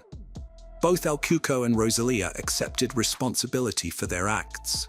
The trial was held, and the judge suspended all scheduled witness statements, leaving Marta's parents distressed as they had called Carcano to testify in hopes he would finally reveal their daughter's whereabouts. On June 9, 2022, both El Cuco and Rosalia were sentenced to 2 and 2 years in prison, and the judge also imposed a fine of €11,440 each and a civil liability payment of €30,000 to Marta's parents. However, they didn't care about the money. They still wanted just one thing: to find the body of their daughter. That same year, the investigative judge authorized the expert to access the mobile phones of Carano and Marta.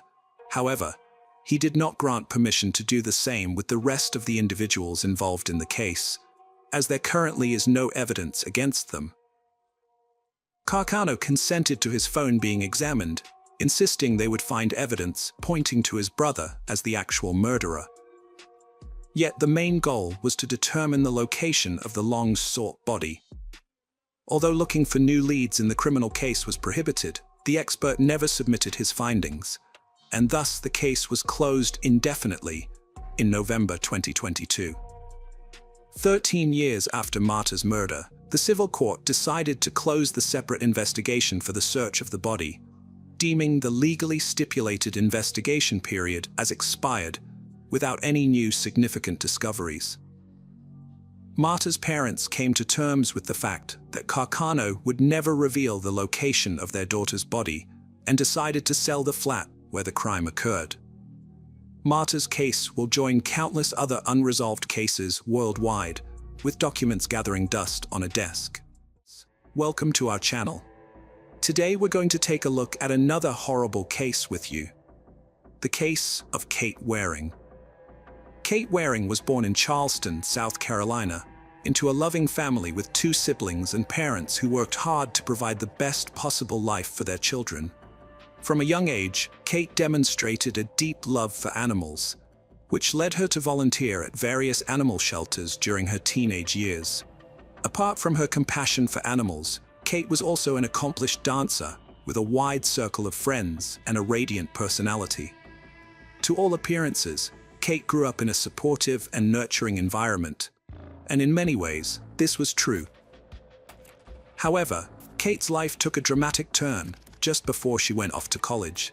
In a private conversation with her parents, Kate revealed that she had been abused by someone close to the family when she was younger. Although she chose not to disclose the identity of the perpetrator, her revelation sent shockwaves through her family. Her parents were unaware of the trauma Kate had been silently enduring for years, leaving them reeling from the news. After sharing her dark secret, Kate's parents did everything in their power to support her, but the trauma's consequences only seemed to intensify over time. Initially, Kate struggled with addiction, first with alcohol and later with illegal substances. Her parents suggested therapy, which she reluctantly agreed to. They also encouraged her to move back home, hoping the family's presence would help her cope. Despite being an independent adult, Kate agreed to return home. At first, therapy seemed to be having a positive impact, but Kate struggled to break free from the past's heavy burden and live life to the fullest. The psychiatrist diagnosed her with depression, but everything changed when her father, always concerned and eager to help, suggested a trip to anywhere she desired. Kate was thrilled by the idea and soon set her heart on traveling beyond the Arctic Circle. Her dream was to witness polar bears in their natural habitat, and despite her traumatic experience, her love for animals remained unwavering. Kate and her parents searched for the perfect tour and soon purchased tickets for a trip to the Arctic Circle. Kate was thrilled to be embarking on this adventure, and as a result, her parents witnessed a significant transformation in her demeanor, replacing her depressive state with a cheerful and optimistic outlook. When they finally embarked on the trip, Kate was ecstatic.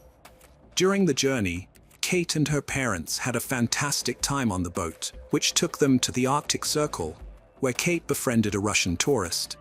They remained in contact throughout the trip and continued exchanging letters afterward. Kate developed strong feelings for him, and eventually, after returning home, she decided to visit Russia. Upon arriving, they reunited, and she even contemplated staying longer in the country, but due to visa problems, Kate was forced to return home. Despite this setback, it seemed that Kate had finally overcome her depression. Back home, she planned to resolve her visa issues and even started writing a book for her children. Her life was finally taking a turn for the better. On Saturday, June 12, 2009, Kate's life took a dramatic turn.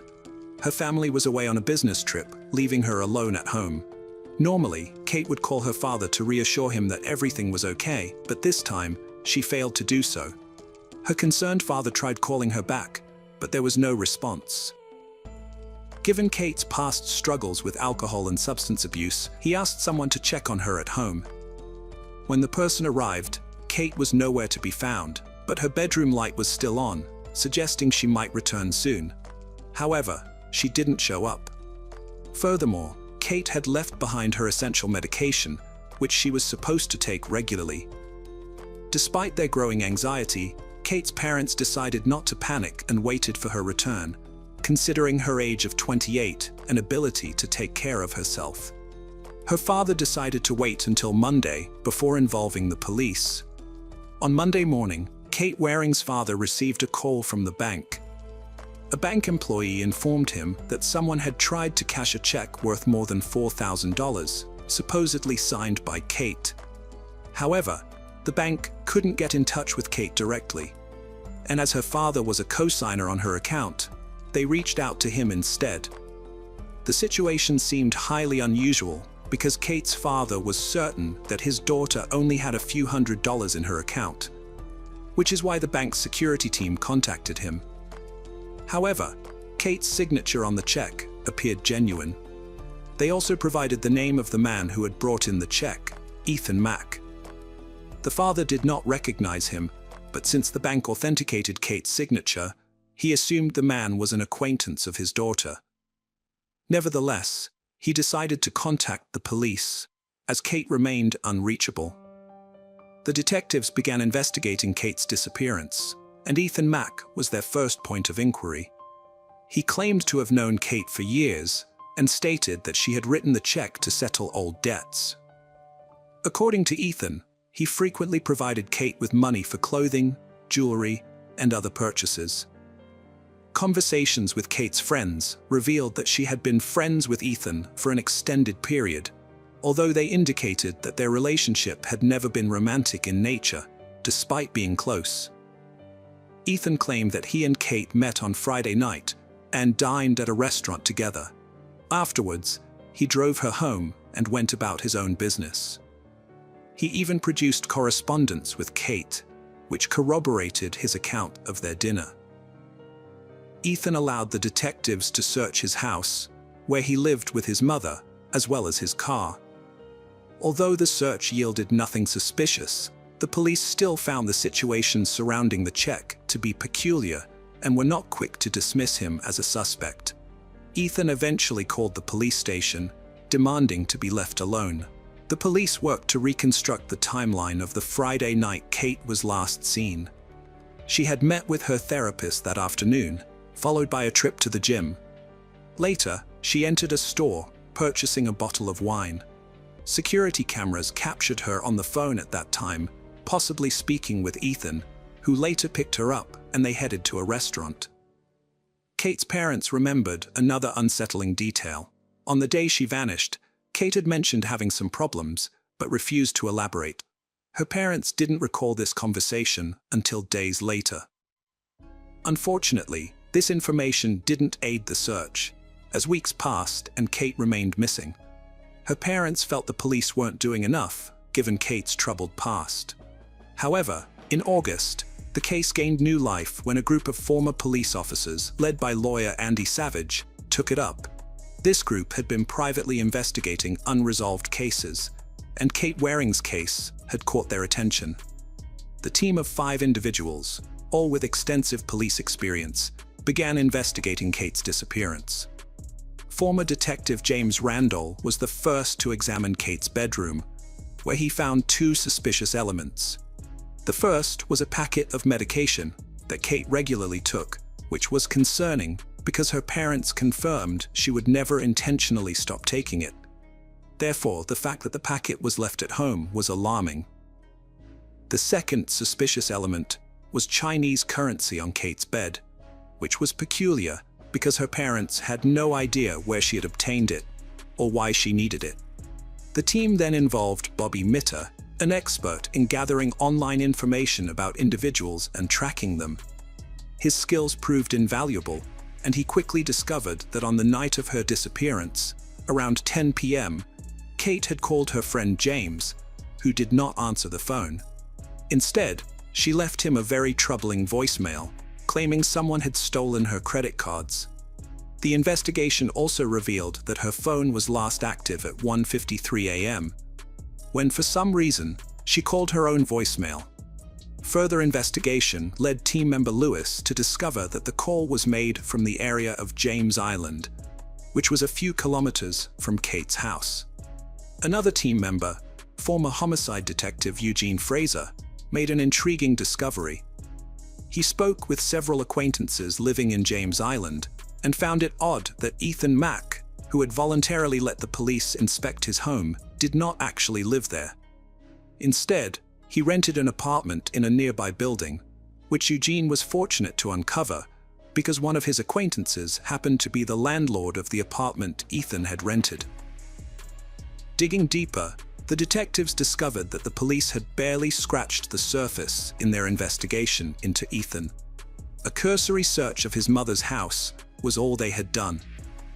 The team decided to take matters into their own hands and uncovered a vital lead. Ethan had a girlfriend, Heather Camp. When they questioned Kate's parents about her, her mother recalled a peculiar encounter. Kate had met Heather on a train from Washington, D.C. about a month before her disappearance, when Kate was having issues with her Russian visa. Heather claimed her wallet had been stolen, leaving her penniless, and Kate sympathetically offered to lend her a substantial amount of money. Heather stated she had landed a pediatric surgeon position in South Carolina, set to start soon. Later, she announced her daughter had died in a New Jersey car crash, but her behavior was eerily calm, suggesting the news hadn't greatly affected her. The detectives also stumbled upon an intriguing fact. Heather was facing a fraud charge in Indiana for posing as a licensed doctor by falsifying documents. This new evidence forced them to re-examine the case from a different angle.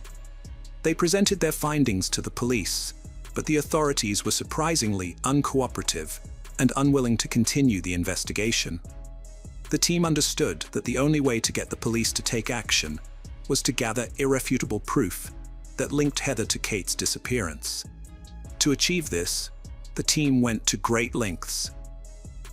They convinced the person who rented the apartment to Ethan Mack to install a secret camera outside his apartment door. Additionally, they placed a hidden GPS tracker in Ethan's car, enabling the team to track his movements and observe his activities. It didn't take long to yield results. After analyzing Ethan's travel patterns, the detectives found that he had visited numerous pawn shops across the city, selling small batches of various jewelry pieces. Although they couldn't confirm whether the jewelry belonged to Kate, the detectives believed they were getting close to a vital clue. After some time, Ethan and Heather faced a serious problem when their landlord threatened to evict them due to non-payment of rent. The team knew that if this happened, they would lose the opportunity to observe the couple's behavior and movements. To prevent this, they tried to persuade the landlord to change his mind. At the same time, the detectives quickly came up with a new plan. They asked the landlord to give Ethan and Heather more time to pay the rent, but only if they agreed to sign a contract promising to clear the debt. The strategy worked, and as soon as the landlord handed over the contract, the team sent it to the laboratory. The goal was to compare Ethan and Heather's handwriting on the contract with Kate's signature on the $4,000 check. This led to a significant breakthrough. The handwriting expert conclusively confirmed that the check signature was from the same person who had signed Heather's name on the contract, proving that Heather had forged Kate's signature. The team knew the police would be slow to act, so they came up with a new plan. They persuaded the landlord to cooperate and told Ethan that his apartment needed to be treated for insects. The team leader wore an exterminator suit and went to the apartment with the landlord. They waited until Ethan left the apartment, confirmed by his car moving away from the house, before entering. However, they were met with an unwelcome surprise. Ethan was still at home. It turned out Heather was driving his car, but it was too late to abort the operation. The investigator had to improvise, insisting that fumigation was necessary and asking Ethan to wait outside while the chemicals were sprayed. Ethan, none the wiser, agreed and left. Meanwhile, the investigator carefully searched the apartment for any evidence linking Ethan to Kate's disappearance. He searched Ethan's backpack and found Chinese money, the same notes found on Kate's bed. This was their first clue. Unfortunately, no other potential clues were found. The investigator and landlord pretended to finish the treatment and left. The team needed to regroup and devise another plan. Upon reviewing the footage from the camera in front of Ethan's apartment, detectives identified a frequent visitor, Terry Williams, a neighbor of the couple. They suspected Williams might have information about Ethan and Heather's involvement in Kate's disappearance, so they took a bold step. The team offered Williams a substantial sum of money in exchange for information about his friend's actions regarding Kate. They brought the money to Williams's apartment, but were met with an unexpected turn of events. At the time of the offer, Heather was at her home, where she overheard the entire conversation. Apparently, there was a prior discussion between Ethan and Williams. When the detective approached Williams, Heather panicked. She frantically called Ethan, explaining the situation. The investigation team was caught off guard and spent the following days struggling to determine their next move. In a shocking turn of events, Williams unexpectedly reached out to the detectives and asked them to come to his home to talk. When the detectives arrived at his apartment, Williams was surprisingly open and honest. He told them that although Ethan and Heather hadn't directly confided in him, he had had his suspicions about their involvement in Kate's disappearance. Williams then handed over an iPod he had received from Heather shortly after Kate went missing, which he had assumed belonged to Kate. The detectives analyzed the iPod and were able to trace its ownership to Kate using its serial number. This discovery provided the final piece of evidence needed to reopen the case. This time, the authorities couldn't ignore the evidence and finally arrested Ethan and Heather. During the initial interrogation, Heather agreed to cooperate with the authorities in exchange for a lighter sentence. She claimed Kate's body was located on Watala Island, approximately 20 miles from her residence.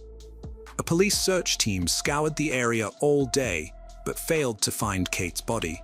It became apparent that Heather had deliberately misled them. Andy Savage decided to employ a new tactic.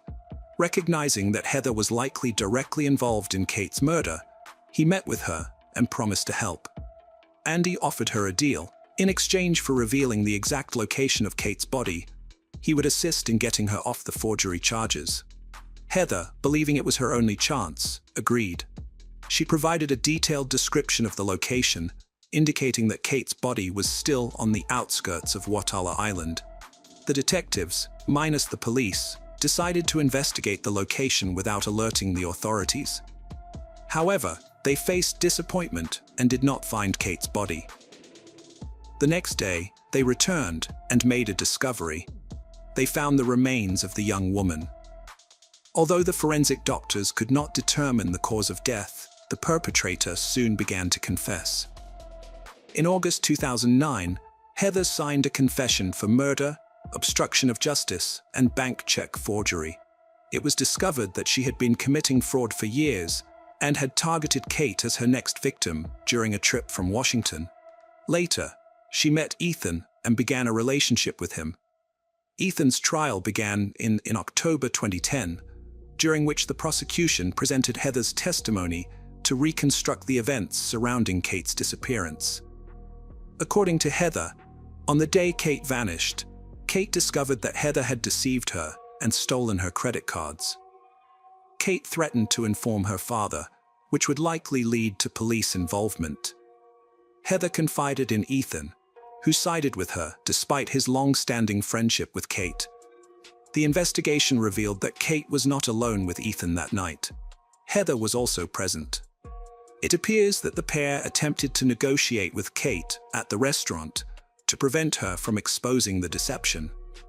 Heather may have promised to return the stolen credit cards and money, which were at Ethan's apartment when the three arrived. The court questioned Heather's account and ultimately sentenced her to 39 years in prison. Ethan received a slightly lighter sentence of 25 years, largely due to Heather also being charged with fraud. Hello friends, welcome to our channel. Today we're going to take a look at another horrible case with you. The case of Shelby Von Holt. Shelby Von Holt was born on September 7, 2000 in Fort Wayne, Indiana, USA, as a cheerful young girl. She was the second of 5 children in her family, which consisted of her mother, Shah Hartman, father, Von Holt, older sister, Peyton Hartman, and younger siblings, Devin Von Holt and Isaac Von Holt. Shelby graduated from Troy Center High School in 2018 and spent the next 2 years working at a steakhouse and other places. During this time, she was contemplating her desired career path and seemed to be leaning towards a therapeutic field, although she had not yet decided on the exact specialty. As a 20-year-old, Shelby was living life to the fullest, known for her cheerful personality that made her the life of every party. She loved to smile, dance, sing, and spend time with friends. Notably, she was living independently, although the reasons for this were unclear. While she was not active on most social media platforms, she frequently posted cheerful photos on Facebook, many of which featured moments shared with her young niece, Camila, who is the daughter of her older sister, Peyton.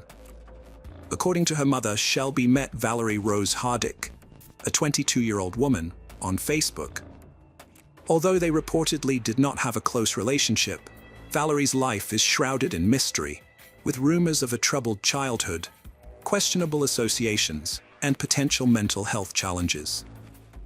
On June 20, 2021, at 6:48 p.m., a 911 dispatcher received a distress call from a woman who managed to convey that she was injured and claimed Valerie shot her. Although it's unclear whether the woman provided her address or if the police traced the call, officers from the Fort Wayne Police Department arrived at Shelby's residence shortly after. Upon arrival, the officers forced entry into the residence and found Shelby barely conscious, suffering from multiple gunshot wounds, and surrounded by a large pool of blood. One officer stayed with Shelby, while the others conducted a protective sweep of the residence to ensure no other victims were present and that the perpetrator was not still inside. They did this while waiting for an ambulance and local firefighters to arrive. During this time, the officers attempted to provide first aid, and a surgeon asked Shelby if she knew who had shot her. Shelby identified Valerie as the attacker. Emergency medical personnel soon took over Shelby's care, rushing her to the nearby hospital, where she was in critical condition, but still alive. Meanwhile, Shelby's family was informed of the incident, and Fort Wayne Police Department officers began gathering evidence from her home. A doorbell camera was a significant piece of evidence, and after reviewing its footage, a person of interest was identified, though details were not publicly disclosed at the time. In a remarkable coincidence, a disturbing incident took place the day after Shelby's critical injury, approximately 50 kilometers away in Ohio. At around 10:30 a.m., the local police department received multiple calls about a suspicious-looking young woman lurking around a convenience store at a gas station. According to eyewitnesses, she had been wandering around the store and near the gas pumps for about an hour, seemingly trying to catch a glimpse of customers' credit card numbers as they made their purchases. Furthermore, the police had already received a prior call from a man who reported seeing the same woman earlier at the convenience store, claiming that she had pointed a gun at his back. After taking precautions, police officers arrived at the gas station where they found the woman and arrested her without any violence. The 22-year-old woman was identified as Valerie Rose Hardick.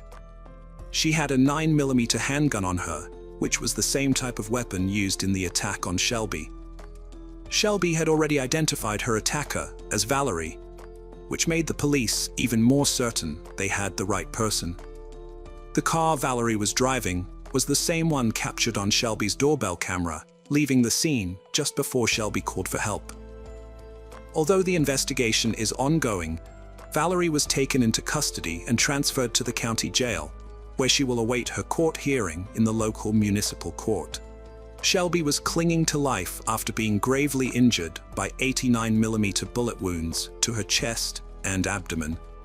Doctors placed her in an induced coma and did everything they could to save her. Unfortunately, 3 days after the brutal attack on June 22, 2021, Shelby's body gave in to the injuries, and she was pronounced dead.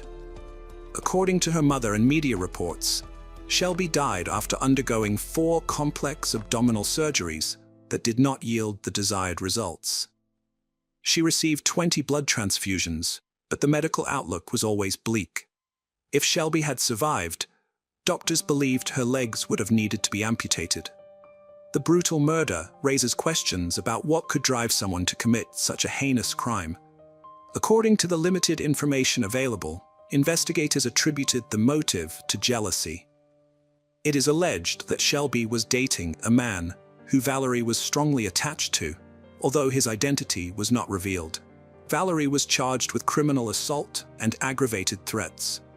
Initially held in Ohio on a $100,000 bail for threatening a man with a firearm at a gas station, Valerie was later transferred to Allen County to face charges for Shelby's murder. Shelby Von Holt's remains were memorialized in a private ceremony at a funeral home on June 29, 2021, and then cremated. In early 2022, Valerie Rose Hardick entered a plea deal in connection with Shelby's murder. Hardick pleaded guilty, citing mental illness as a defense.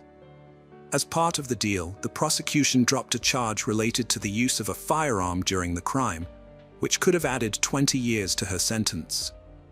In September 2022, Hardick's sentencing hearing took place in the Superior Court of Allen County. As agreed, she pleaded guilty but mentally ill.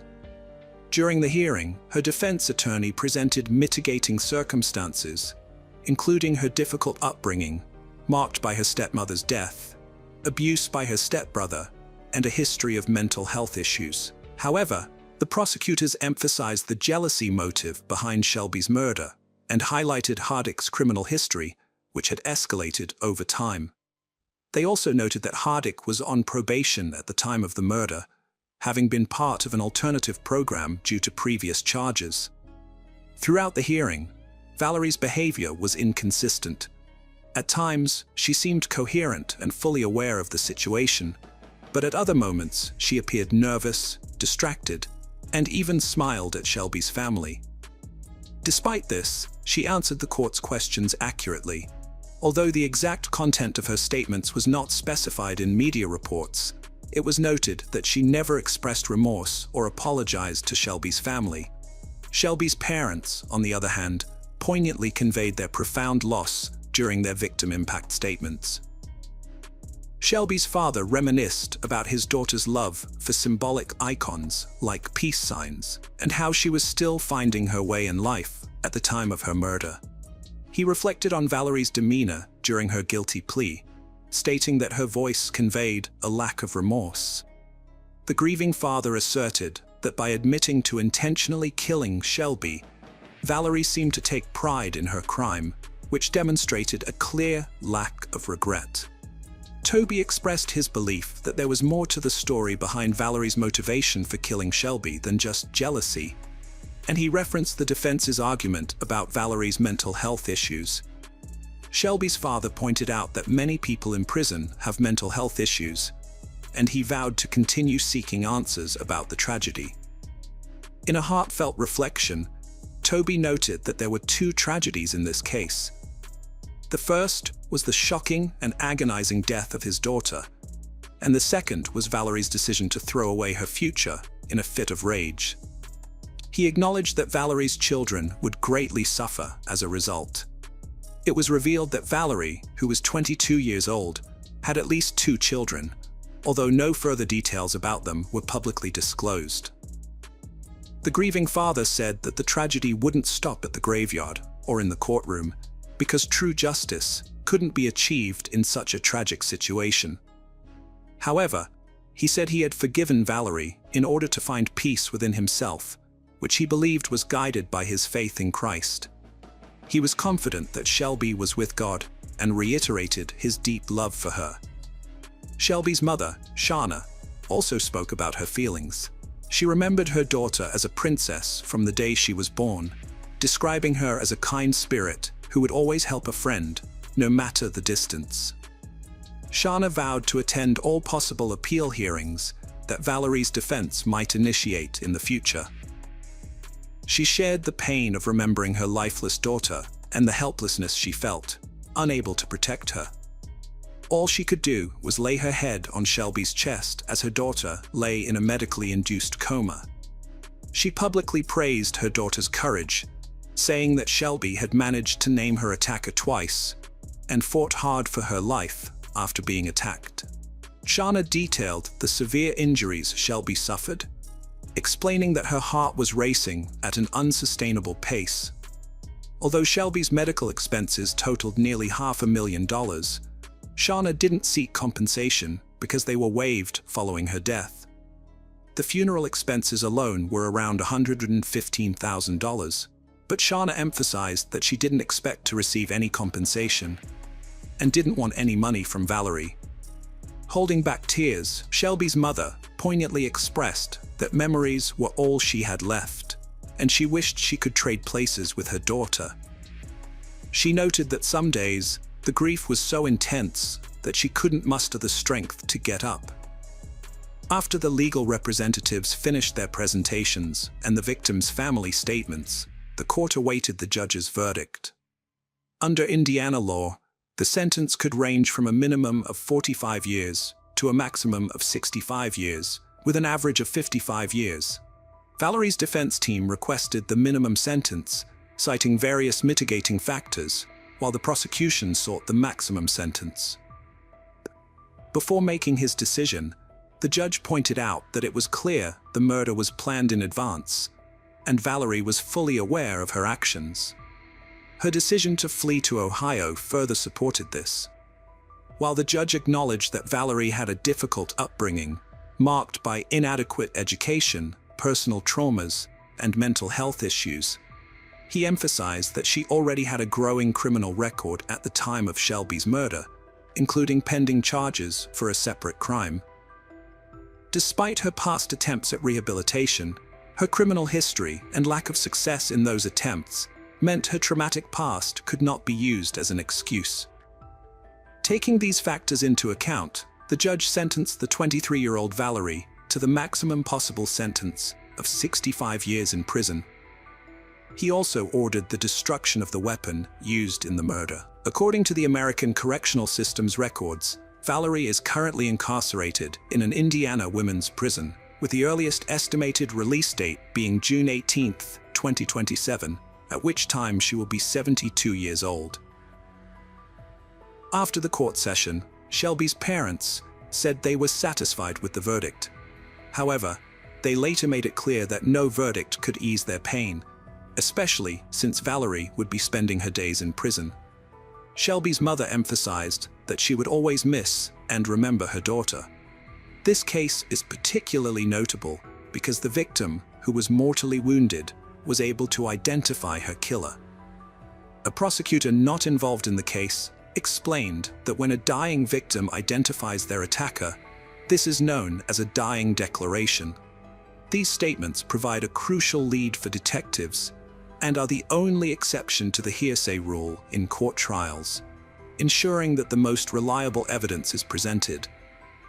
The prosecutor also stressed that dying declarations are admissible in court because they tend to produce more trustworthy statements. Given the immense pressure and tragic circumstances surrounding them, friends, welcome to our channel. Today we're going to take a look at another horrible case with you. The case of Sony Millbrook. Sony Millbrook was born in Memphis, Tennessee, USA, on February 15, 1981.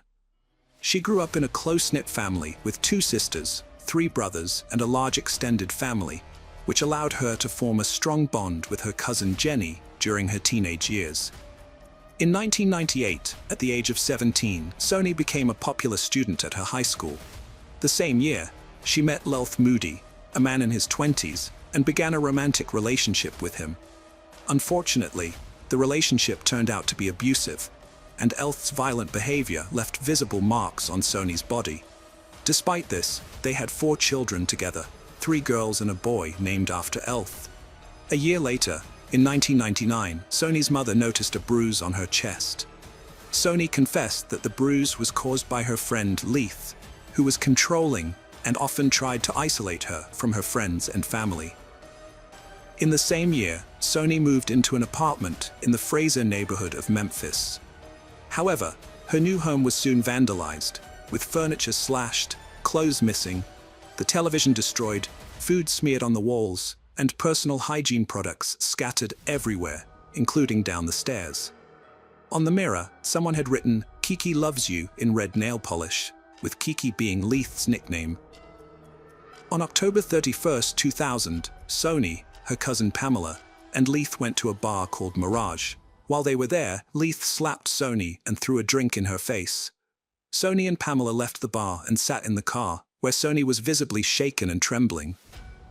She asked Pamela to take her home before Leith arrived. Once home, Sony locked and chained the door. An hour later, Leith showed up, yelling and banging on the door. Pamela finally got Leith to leave by threatening to call the police. After Sony calmed down, her cousin left her alone at home. However, later that evening, Pamela got a call saying that Sony was in the hospital. Somehow, Leith had managed to get into the house, and when Sony tried to end the relationship, he violently retaliated. He tore her clothes, beat her on the head, face, chest, arms, and thighs, leaving her with bruises all over her body, a loose tooth, and even temporarily losing consciousness after being choked until she passed out by Leith Moody. Not long after, Sony discovered Elth Moody's birth control pills in her apartment, and he assaulted her again. By late 2008, when Sony was 27, she was working at a Christian academy. She was a reliable employee who always arrived on time, so when she missed work or requested time off, it was usually for significant reasons. One day, she called her employer to say she couldn't come in because her face was badly bruised, and she didn't want the children to see her like that. The director allowed her to wear sunglasses inside the academy, and Sony confided in her boss about how her boyfriend had once chased her in his car, trying to force her off the road. Leith Moody's violence wasn't limited to Sony and their children. In April 2008, he was found parked in an SUV with a firearm, despite being prohibited from possessing one, as a convicted felon. He had already served 2 years in prison for theft, and another 3 for drug possession with intent to sell. On October 6, 2008, the situation between Sony and her boyfriend Leith reached a crisis point. After failing to show up at the academy, Sony sent a distressing text message to her boss at 5 p.m., stating that Leith was holding her hostage in her own home and had been beating her all day. She provided her address, prompting her boss to alert the police. 2 officers responded to the call and arrived at the residence. When they knocked on the door, it was locked from the inside, and there was no response. The fire department was called to break down the door, and upon entering the apartment, the officers saw Leith jumping out of an open window at the back of the apartment. Sony stood in the hallway, visibly distraught and unable to speak. Her 4 children were with her, creating a heart-wrenching scene. Her face and neck were covered in bruises and scratches. Once she calmed down, Sony recounted the events that had unfolded. She and Leith had started arguing, and he had refused to let her leave the house. Sony explained that they had not answered the door earlier because Leith had forbidden her or the children from approaching it or the windows. He had even hurt one of their children by grabbing him and had prevented her from taking him to the hospital. Sony detailed the physical and verbal abuse she had suffered at Leith's hands, including being choked with a baby blanket until she lost consciousness. When the police arrived, Leith had threatened to suffocate her again, vowing to kill her next time. Although the officers searched the area, they were unable to find Leith. Sony and her children eventually left the house in her car. 3 days after the incident, Sony applied for a restraining order against Leith, fearing for her life and wanting to prevent any further contact with him. However, she failed to attend the court hearing on October 23rd, which meant the protection order was never granted. 6 months later, on March 10, 2009, Sony and Leith were still in contact. On that day, Leith was supposed to pick up the children for a doctor's appointment, but instead, he started a fight with Sony, accusing her of having a new boyfriend. The argument quickly escalated, with Leith slapping her, pulling her hair, and yelling death threats as she tried to escape. Sony managed to break free and ran out of the apartment, with Leith chasing after her. He didn't catch her, but instead grabbed their youngest child, an infant, and drove off at high speed. A police patrol, responding to the domestic disturbance, arrived just as Leith was fleeing. The officers attempted to stop him, but he evaded them and escaped. By early 2010, Sony, then 28 years old, was studying at Southeast Tennessee Community College. Her 5th child was 9 weeks old and in fragile health, requiring her to stay home and care for him. In January, Sony and their children moved into the Budget Lodge Motel in Memphis. On the very day they moved in, their arguments were so loud that the motel staff intervened, as they were disturbing other guests. Unfortunately, peace remained elusive, as their fights continued to disturb the neighbors and the management with excessive noise.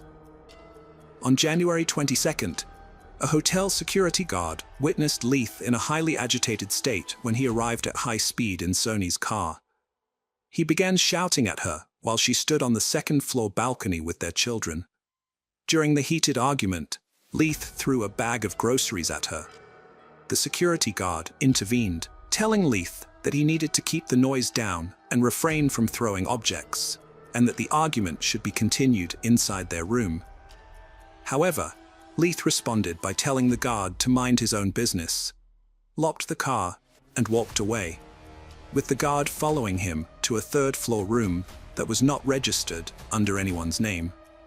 When the guard asked Leith to hand over any hotel keys he had, Leith surprisingly produced keys to 3 different rooms, despite not being registered as a guest. The following day, Leith, Sony, and their children moved to room 222. That evening, the night manager asked Leith to leave, which he did, but he soon returned. The confrontations persisted for a few more days until the same security guard, who had repeatedly warned them, finally asked Leith to vacate the property permanently.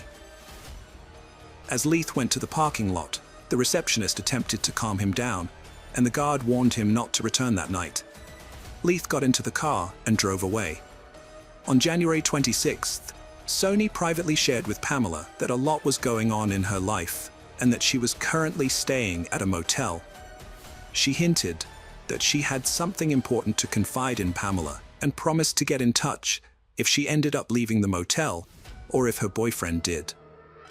The next day began like any other, with Sony taking her younger kids to daycare and dropping off her oldest at school around 11 a.m. However, things took a turn when the housekeeping manager knocked on Sony's door, speaking to her through the window, to inform her that they needed to settle their bill or leave the hotel room. He returned several times that day, looking for a response. At around 2:30 p.m., Leith answered the door, telling the manager that his mother would be back soon with the money they owed. But when the hotel security guard checked room 222, he found it empty, with children's clothes, bags, and various items scattered all over the floor. One of the beds was neatly made, which seemed out of place given the state of the room. Later that day, Sony failed to pick up her eldest daughter from school, which was unusual. The school secretary called Christine, the child's maternal grandmother, to come and get her. Christine tried calling Sony, but there was no answer. Growing worried, she discovered that her other grandchildren were still at daycare. Convinced something was wrong, Christine asked her husband to pick up the younger kids while she went to the school. They eventually contacted the police, who arrived at the house around 10:30 p.m. and filed a missing persons report. On January 28th, the housekeeping manager re-entered room 222, which was now vacant, to collect and label the personal belongings that the previous tenants had left behind, apparently to avoid paying their bill. The room contained piles of clothing and a large trash bag, which were both taken to the storage area. After emptying the room, it was thoroughly cleaned and readied for new guests. The following day, on January 29th, James and Rhonda Sargent moved into room 222. Upon moving in, the new tenants immediately noticed a strong, unpleasant odor in the room. They attempted to mask it by burning incense, but this effort was unsuccessful. During their search for the source of the smell, they discovered that the previous tenants had also tried to hide it, as evidenced by the scented tissues they found stuck in the tiles and ceiling vents. The smell was most pronounced when someone sat on the bed. On January 29th, the Memphis Police Department's Missing Persons Unit visited the hotel to ask about Sony's whereabouts, as it was the last place she was seen. However, the officers did not search room 222. Leith was found on February 2nd at around 7 p.m. in Sony's car, which was parked at a shopping center. He was arrested for stealing the vehicle and held in police custody for 48 hours.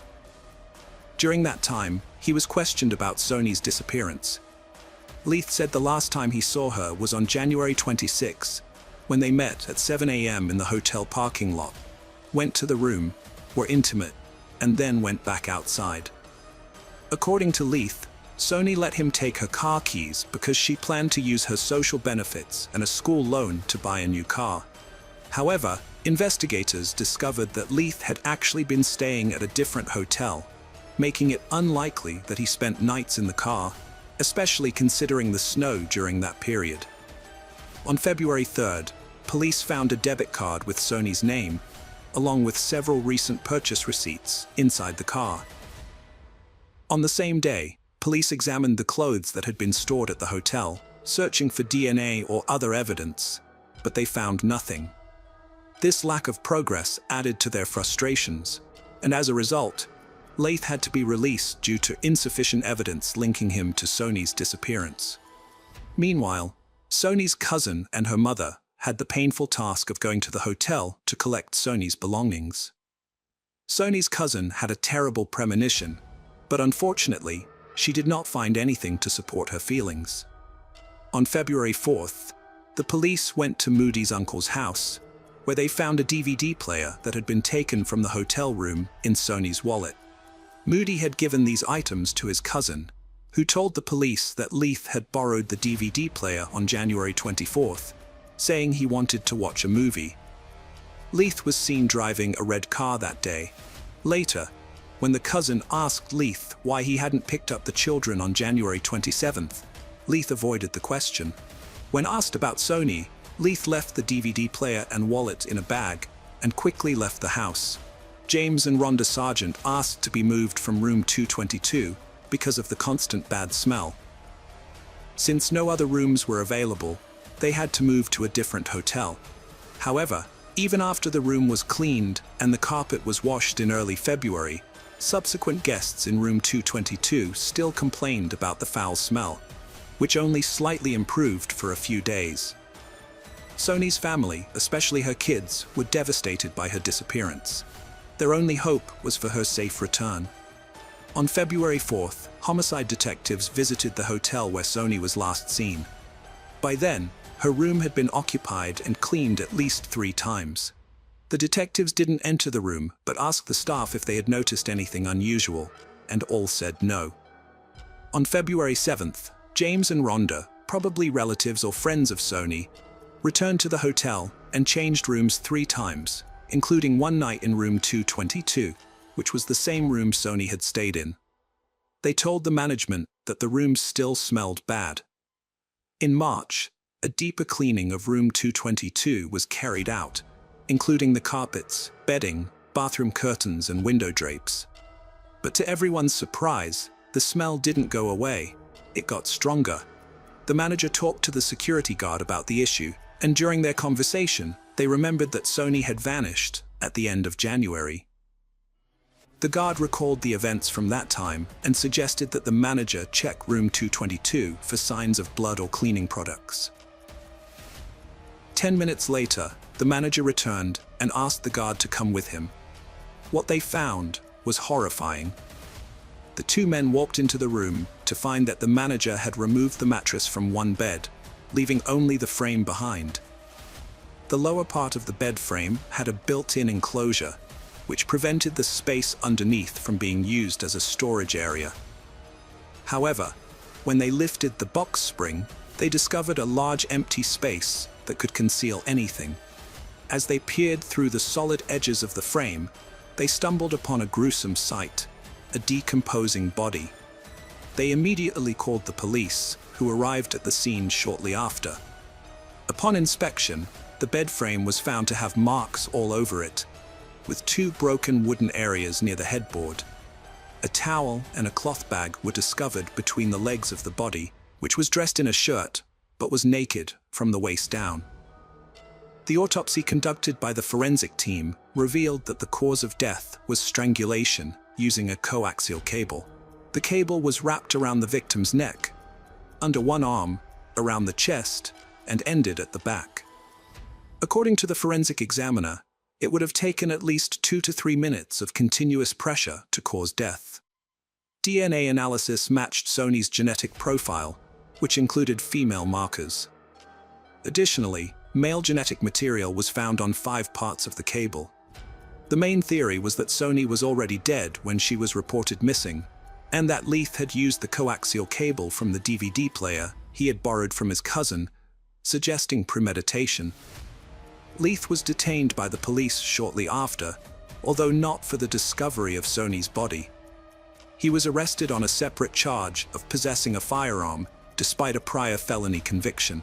Despite this, he was considered a person of interest at the time of his arrest, as he was the last person seen with Sony alive. Furthermore, he was found in Sony's car when he was arrested and taken to the detention facility in Mason on March 18th. The police have launched an internal investigation to find out why the case took such an unusual turn. They acknowledged that the family deserved answers and explained that despite their eagerness to solve the case, the officers had taken a wrong turn that led them away from the room. The police also stated that they had never dealt with a situation like this before, saying that the discovery was more astonishing than fiction and highlighted the tragedy of domestic violence. However, they regretted that the room had been cleaned and rented out multiple times since Sony's death, which made it difficult for them to collect evidence. Rhonda, one of the first tenants to occupy the room where Sony's body was found, expressed skepticism about the police explanation when she spoke to the media. She pointed out that if the officers had asked to enter the room during their January visit, she and her husband would have let them in. Rhonda argued that unlike her and her husband, the officers should have been able to recognize the smell of a decomposing body and found Sony much sooner. Finally, the time arrived to bid a loving and dignified farewell to Sony. On March 24th, her funeral took place. Following her death, Sony's children were placed in the care of her sister and brother-in-law. By April 1st, they had begun the process of obtaining legal guardianship of the children. She acknowledged that while the children were the primary victims of the tragedy, the lives of all family members were severely disrupted. She vowed that although she couldn't bring her sister back, she was resolute in providing for Sony's children, ensuring they received the necessities like food, clothing, and toys, and keeping them together as a family unit. Sony had benefited from a social program that refilled her debit card for grocery purchases on a regular basis. Shortly before her disappearance, the card was replenished as part of her tax refund. The police were able to track the card's movements, which led them to Leith, who was found with the card. Their investigation showed that the card was used on February 1st, 4 days after Sony went missing, at a convenience store she regularly visited on the 1st of each month to withdraw cash using her electronic benefit transfer card. The police visited the store and asked the owner to share the footage from the 16 security cameras. The surveillance system had captured footage of a man wearing yellow clothing using Sony's card at 11:38 a.m. on February 1st. He bought a bottle of orange juice, withdrew some cash, and purchased a cigar. After making the purchases, the man returned to a car driven by another person.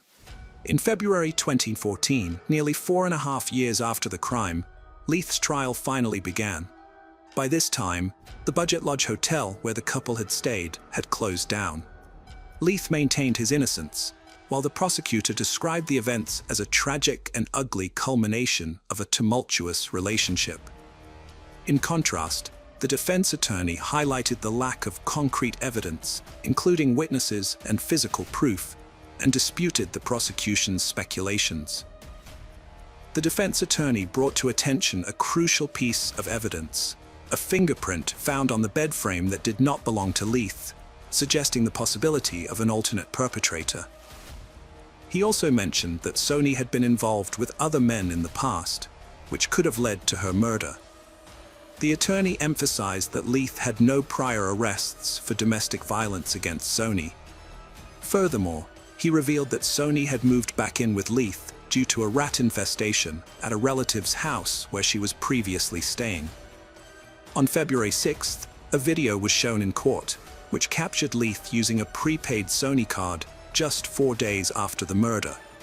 While the defense team suggested that Leith's calm behavior during the transaction suggested he was innocent, the prosecution saw it as a sign of a cold-blooded and ruthless individual who was unbothered by the crime he had allegedly committed. On February 7, 2014, Leith was found guilty of first-degree murder and was sentenced to life in prison. 3 days later, on February 10th, Leith appealed the sentence, arguing that the court had made an error by considering his past history of domestic violence, and that the evidence presented was insufficient. However, on July 7, 2015, the Tennessee Court of Criminal Appeals upheld the conviction, confirming the sentence. Hello friends, welcome to our channel. Today we're going to take a look at another horrible case with you, the case of Johnny Berry. Johnny Berry was born on August 26, 1983, and grew up to be a happy and friendly person with a large social circle and a love for parties. During her school days, she was an active member of the local cheerleading team.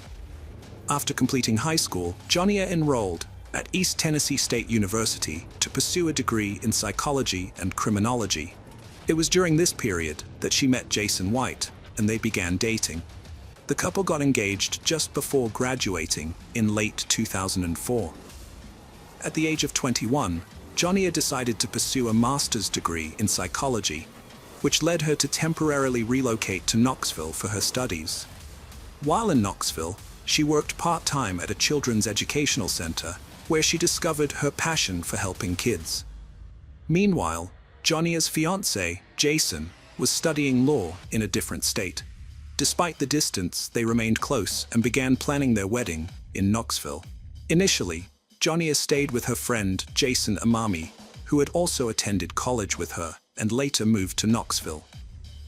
They shared a 2-bedroom apartment, and Jason allowed Johnny to stay there until she found her own place to live.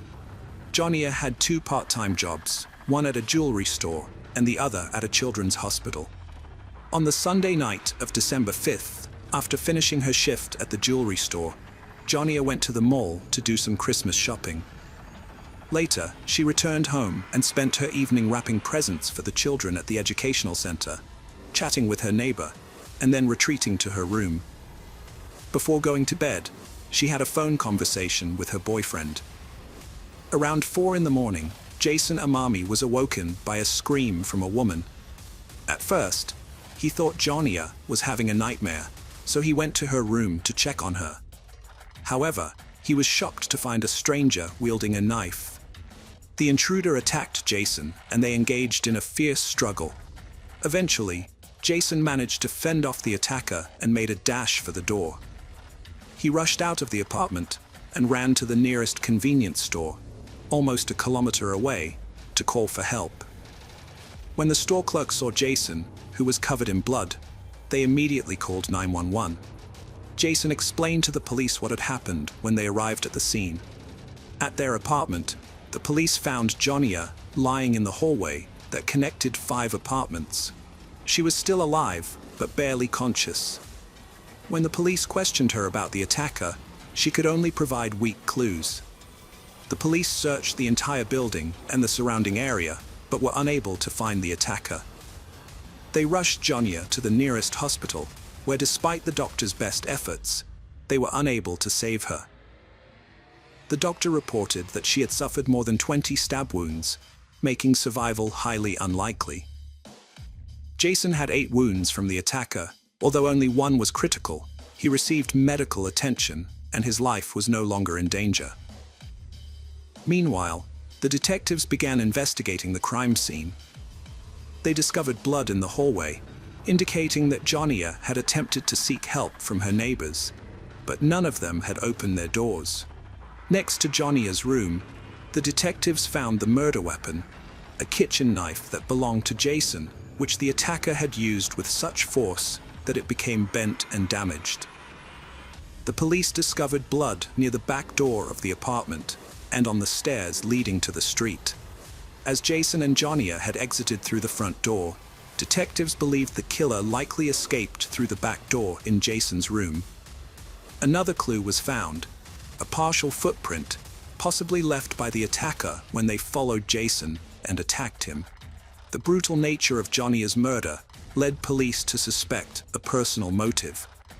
Initial investigations focused on Jonia's boyfriend, despite him being approximately 1,000 kilometers away from Knoxville. However, friends and family testified to their wonderful relationship, and he had no apparent reason to commit such a heinous crime. He learned of Jonia's death when her mother called him at 10 a.m. and claimed to have fainted and taken a long time to recover. In his incapacitated state, he required a neighbor's assistance to book a plane ticket and pack his suitcase. After carefully verifying his alibi, investigators concluded he couldn't have physically traveled to Knoxville and back by morning, thus ruling him out as a suspect and shifting their attention to Jonia's neighbor. In contrast to Jonia's boyfriend, who had a solid alibi, this particular neighbor did not, which raised suspicions that he might be the perpetrator. Many friends and family members of Jonia suspected him, with some believing he could be the killer, and others accusing him of leaving Jonia behind as he fled the apartment. The suspicion was so deep-seated that Jonia's parents didn't even want him to attend her funeral. After Jason was released from the hospital, investigators started questioning him. He maintained his original story, stating that he had heard screams, seen an unfamiliar man, and was attacked after successfully fighting off the attacker. Jason rushed to the front door, went out into the street, and sought help from the neighbors. He thought Jonia had also escaped from the apartment because he could no longer hear her screams. However, the police had doubts about the truth of this testimony. Doubts about Jason initially stemmed from his injuries. Although he had 8 wounds, 7 were superficial, and the 8th on his right arm could have been sustained while either defending himself or attacking someone. Furthermore, the absence of forced entry into the apartment suggested that the assailant might have already been inside. Jason claimed to have taken out the trash through the back door that night, but he couldn't recall whether he had locked it. The detectives pressed him further, focusing on which door he used to exit the apartment onto the street. Jason maintained that he had left through the front door, but the police suspected he was lying.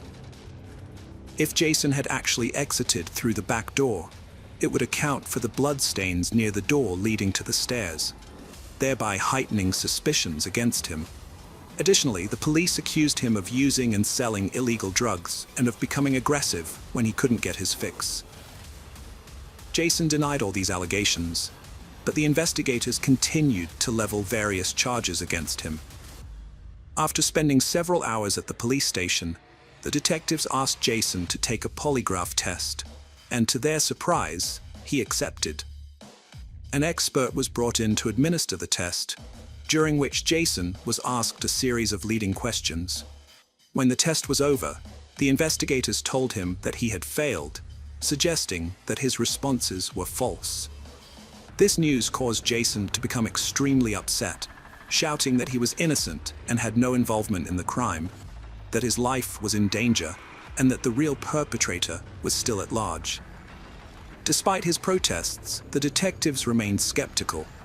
Police couldn't charge Jason due to lack of evidence. Lab analysis of the murder weapon revealed 3 DNA samples: the victim's, Jason's, and an unknown man's. The unknown DNA was also found elsewhere in the apartment. A bloody fingerprint on the knife handle didn't match Jason's. These findings suggested another person was present, but the unknown DNA didn't match any in the database. Despite this, public opinion still doubted Jason's innocence. Jason developed PTSD after a flawed polygraph test led to false accusations. In reality, Jason had severe lung and neck injuries with little hope of recovery. However, due to police report inaccuracies, his treatment was only 25% covered, leaving him in financial distress. After the police stopped suspecting him, they started questioning Jason as a witness. Based on his account, they managed to create a rough description of the attacker. However, the situation was complicated by the fact that Jason didn't get a clear look at the assailant's face.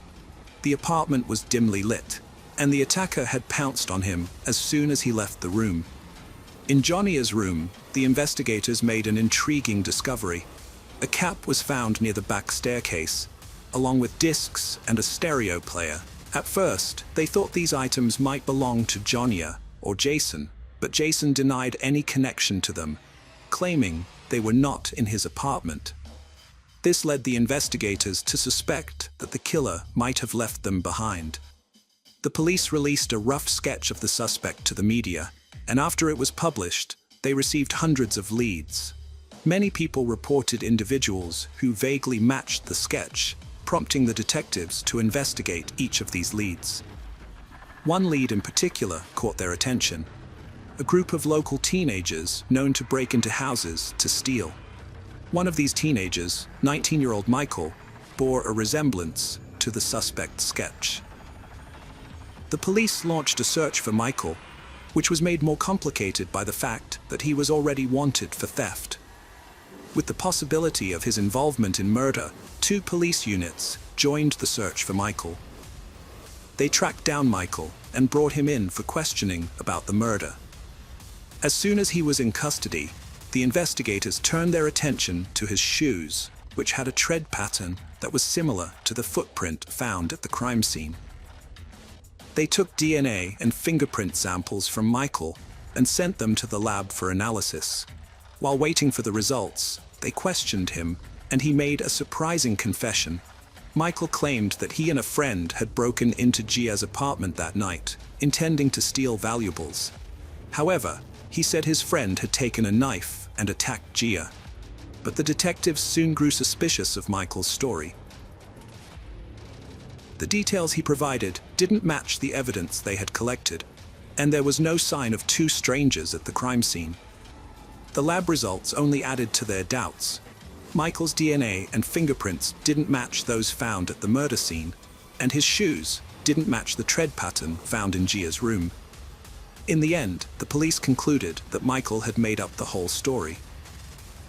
It may seem strange, but it's not uncommon for people to falsely confess to high-profile crimes, often to get attention or a reward. It's unclear what motivated Michael, but his confession turned out to be completely false. Following the murder, investigators questioned over 1,000 potential suspects and collected around 400 DNA samples.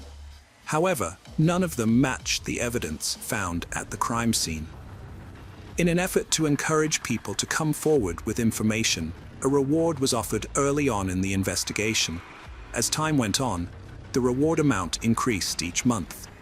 By December 2005, a year after the murder, the reward had reached $60,000. The state governor also contributed an additional $20,000 from his own funds, drawing even more public attention to the case. Despite the many leads, all of them ultimately led to dead ends. As a result, the case remained unsolved for several years. In 2007, the victim's parents took action seeking changes in state legislation. They found it surprising that the murderer's fingerprints and DNA were not in any databases, considering the brutality of the crime. The parents refused to believe that this was the perpetrator's first offense. They later discovered that, according to Tennessee laws, fingerprints and DNA samples were only collected from people who had been convicted of a crime. Jason's parents were determined to bring about change. They took an active role in shaping a new law that required the collection of DNA samples from all individuals arrested for violent crimes. The authorities backed this initiative, and the law was passed in May 2007. 2 months later, a significant breakthrough occurred in the case.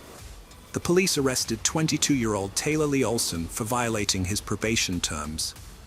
Olson had a lengthy criminal record, mainly involving theft, check forgery, and auto theft, with multiple previous arrests. Remarkably, despite his history of run-ins with the law, his fingerprints and DNA had never been collected. Olson lived with his girlfriend and their newborn daughter, but his criminal activities persisted. It was revealed that Olson had already come to the investigators' attention 5 months earlier when they received a tip about his possible involvement in the murder.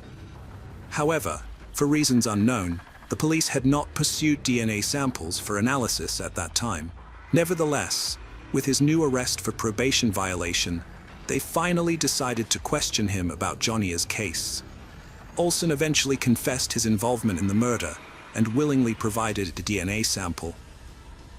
When the lab results came in, it was confirmed that Taylor's DNA was a complete match with the sample found in the victim's apartment.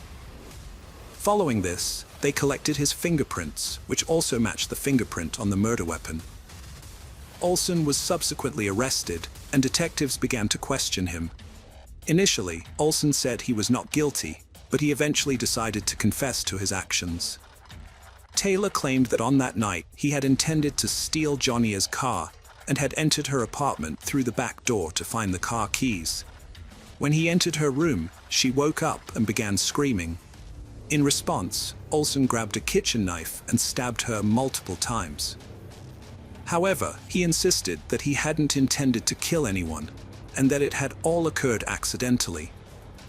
Detectives had doubts about the truthfulness of some details and leaned towards believing that Taylor had premeditated the murder. It was possible that he had been stalking the victim for some time, indirectly supported by the fact that Johnny's friends had reported someone following her in a car at the time. No evidence was found to substantiate this, but after Olson's arrest, it seemed increasingly plausible. Despite this, there was little doubt about his culpability, as his DNA and fingerprints were present on the murder weapon, strongly indicating his involvement. Olson's trial was slated to commence in mid-2008, and by that point, he had already retained a lawyer. Apparently, his legal counsel advised him to retract his confession, and Taylor presented a new version of events to the detectives. Now, he claimed that he had entered Johnny's apartment with his friend named Noah Cox. According to this revised account, when Olson entered Gia's room to retrieve the car keys, she allegedly woke up, seized a knife, and stabbed him several times. Olson then fled through the back door, while his friend entered Gia's room, disarmed her, and killed her. This new narrative raised suspicions among the police, as they found no fingerprints or DNA from other individuals at the crime scene, making it appear unlikely that anyone else was involved. Detectives awaited the start of the trial, but it never occurred. On March 28, 2008, Taylor Olson took his own life in his prison cell. Alongside him, several suicide notes were discovered, addressed to his family, Joan, his relatives, and the police. In the note to the detectives, he once again alleged that his friend Noah Cox was the actual perpetrator and also apologized to Gia's family and his own. Detectives continued to believe that Olson was responsible for the murder and repeatedly questioned him, but they found no evidence implicating him. Gia's parents also remained skeptical, believing that Olson was lying. In their view, if Taylor was truly innocent, he wouldn't have taken his own life. It seemed more likely that he simply did not want to spend the rest of his life in prison.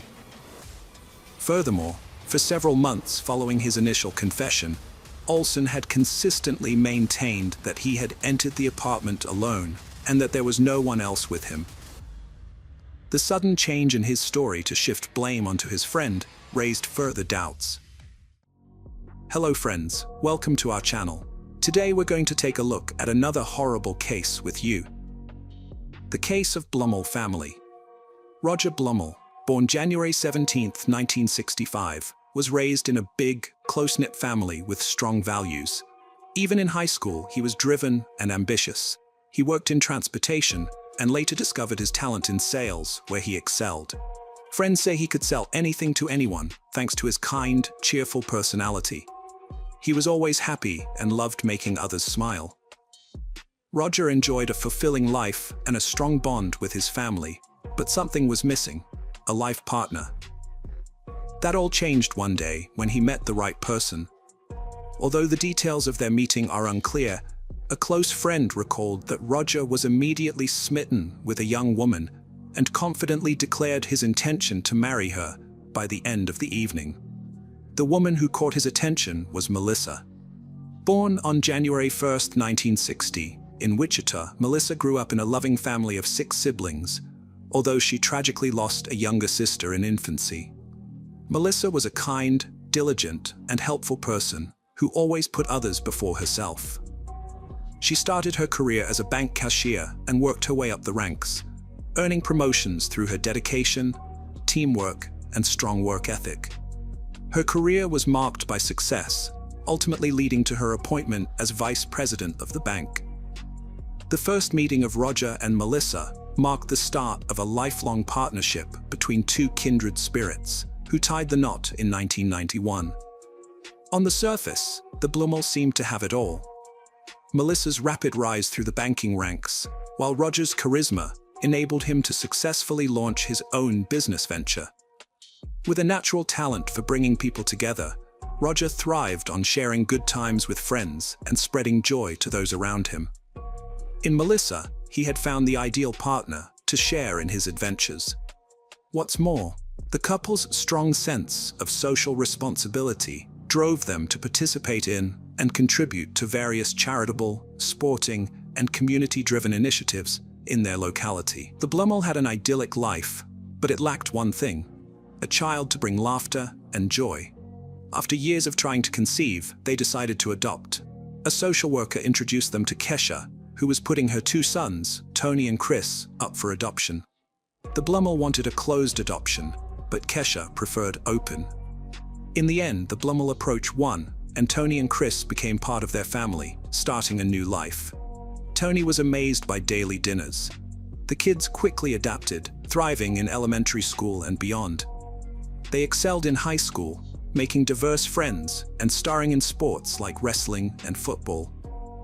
Tony's wrestling prowess earned him 2nd place in a division competition, promising a bright future for the family.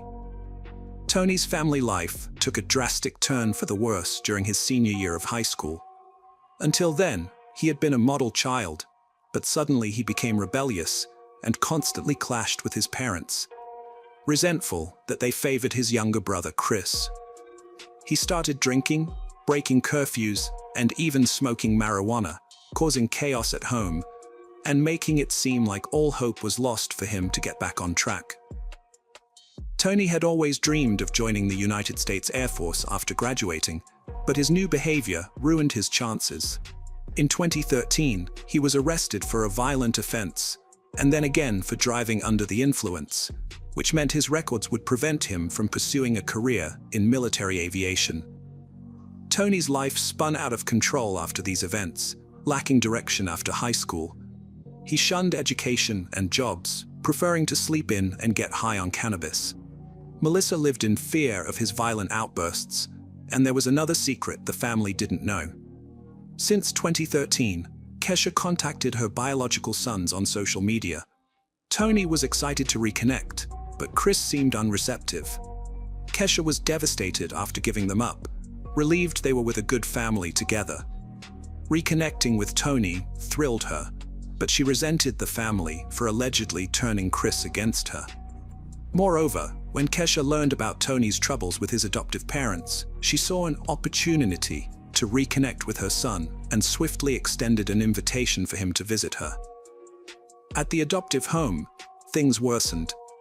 Tony's rage boiled over, and he punched a hole in the wall. This was the last straw. The family realized they and Chris were no longer safe. After failed attempts to address Tony's behavior, Roger and Melissa made the tough decision to ask him to leave. He started by wandering aimlessly, but he soon understood he needed to take action to support himself financially. He got jobs at fast food restaurants, and, to make some extra money, he also sold cannabis. Despite having no fixed address and sleeping at different friends' houses each night, he eventually fell in with a group of young people who were heavily into drug abuse. Among the midst of despairing events, a lifeline emerged for Tony when Kesha extended an invitation for him to move to California and live with her. Tony seized the opportunity with eagerness, and the reunion took place in September 2013 at Kesha's California residence. Accompanied by his high school best friend, Braden, who had dropped out in his junior year to pursue a life of drug dealing, he arrived filled with hope, seeking Kesha's support, who was well-versed in the drug trade, to establish a large-scale marijuana operation in the area, and even discussed entering the medical cannabis market. The reality was that they had arrived to live in a small apartment, which had only one room. It is not hard to imagine that the situation in the place began to be tense, particularly because Sean, Kesha's partner, had 2 jobs and was the only one bringing in money to cover the expenses for 5 people. Kesha only contributed a part of the social assistance she received for her daughter. Kesha, Tony, and Braden spent their days using drugs, and the woman's younger daughter was all the time under that bad influence. Sean reached a breaking point when she discovered Tony and Braden selling marijuana near her house. She told them to stop, citing the danger to her as the property owner. Then, she issued an ultimatum: get a job or leave the apartment. But instead of complying, the group banded together against her, eventually leaving for a nearby hotel for 2 weeks. However, without income, they couldn't afford the hotel bill. They didn't consider getting a decent job due to their financial struggles. Their initial plan was to head back to Kansas, possibly because Tony was familiar with the area from his drug dealings. After nearly a day of driving, they decided to stop in Arizona and spend the night at a hotel. It was during their stay that Tony shared an idea with his companions to kill his adoptive parents in order to inherit their wealth. Once they arrived in Wichita and settled into a hotel room they'd rented for a month, they focused on finalizing the details of this plan. Tony had devised a straightforward plan. He would kill Roger and Melissa, collect the insurance payout, sell off their assets, and use the proceeds to launch a more extensive drug operation. Tony was convinced that his original family would amass a fortune by growing and selling marijuana. He even pinpointed the ideal day to carry out the crime: Friday, November 15th, 2013. This date suited him perfectly, since his brother Chris would be away, attending a wrestling event related to his practice. As a former wrestling star, Tony still maintained connections with some team members, which is how he learned about his brother's commitment that evening. Tony hatched a plan to invite Roger and Melissa to a meeting under the guise of discussing their past issues and making amends. While they were out, Braden would bring Kesha to the empty residence, where she would steal valuables. Tony knew the location of a stash of emergency cash his adoptive parents kept at home. The plan was to make it look like a botched robbery. When Roger and Melissa returned, Kesha would kill them. Initially, everyone thought the plan was solid, but Braden later got cold feet and refused to participate.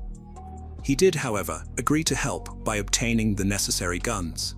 As an alternative, he suggested his friend Andrew, a former high school acquaintance, who could drive Kesha to the residence and play a supporting role in the crime. Braden obtained 2 pistols from other criminals as promised.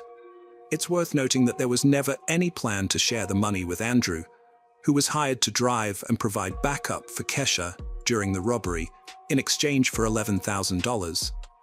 Kesha would ultimately be the one carrying out the heist. In early November 2013, Kesha shared a photo on social media of herself with Tony, accompanied by a caption that read, "A bond that cannot be broken." Then, on Friday, November 15th, Tony's prediction came true.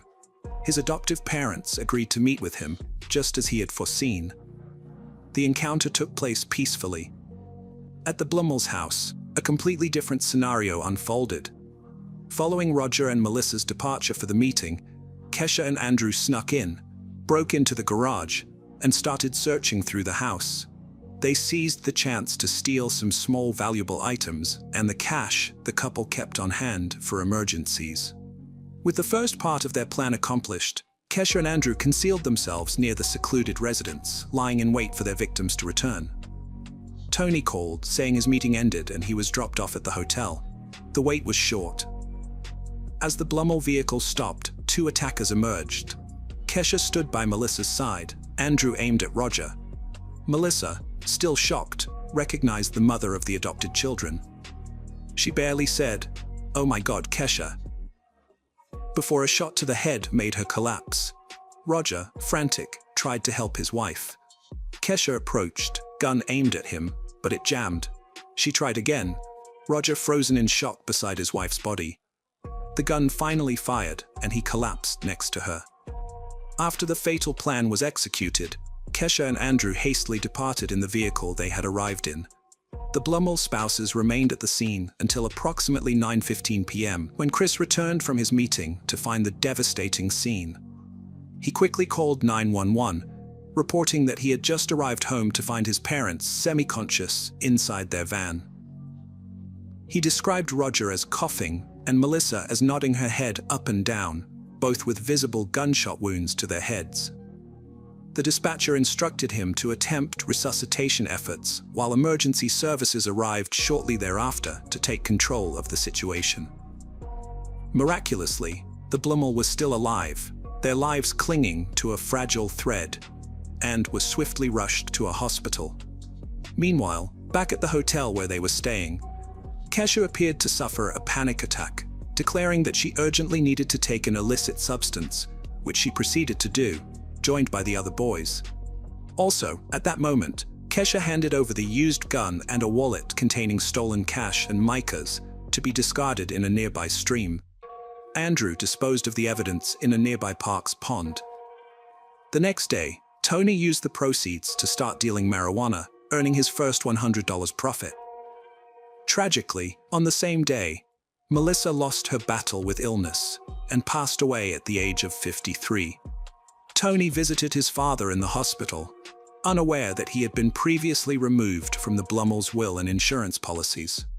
As it turned out, the 2 heinous crimes had been committed for nothing.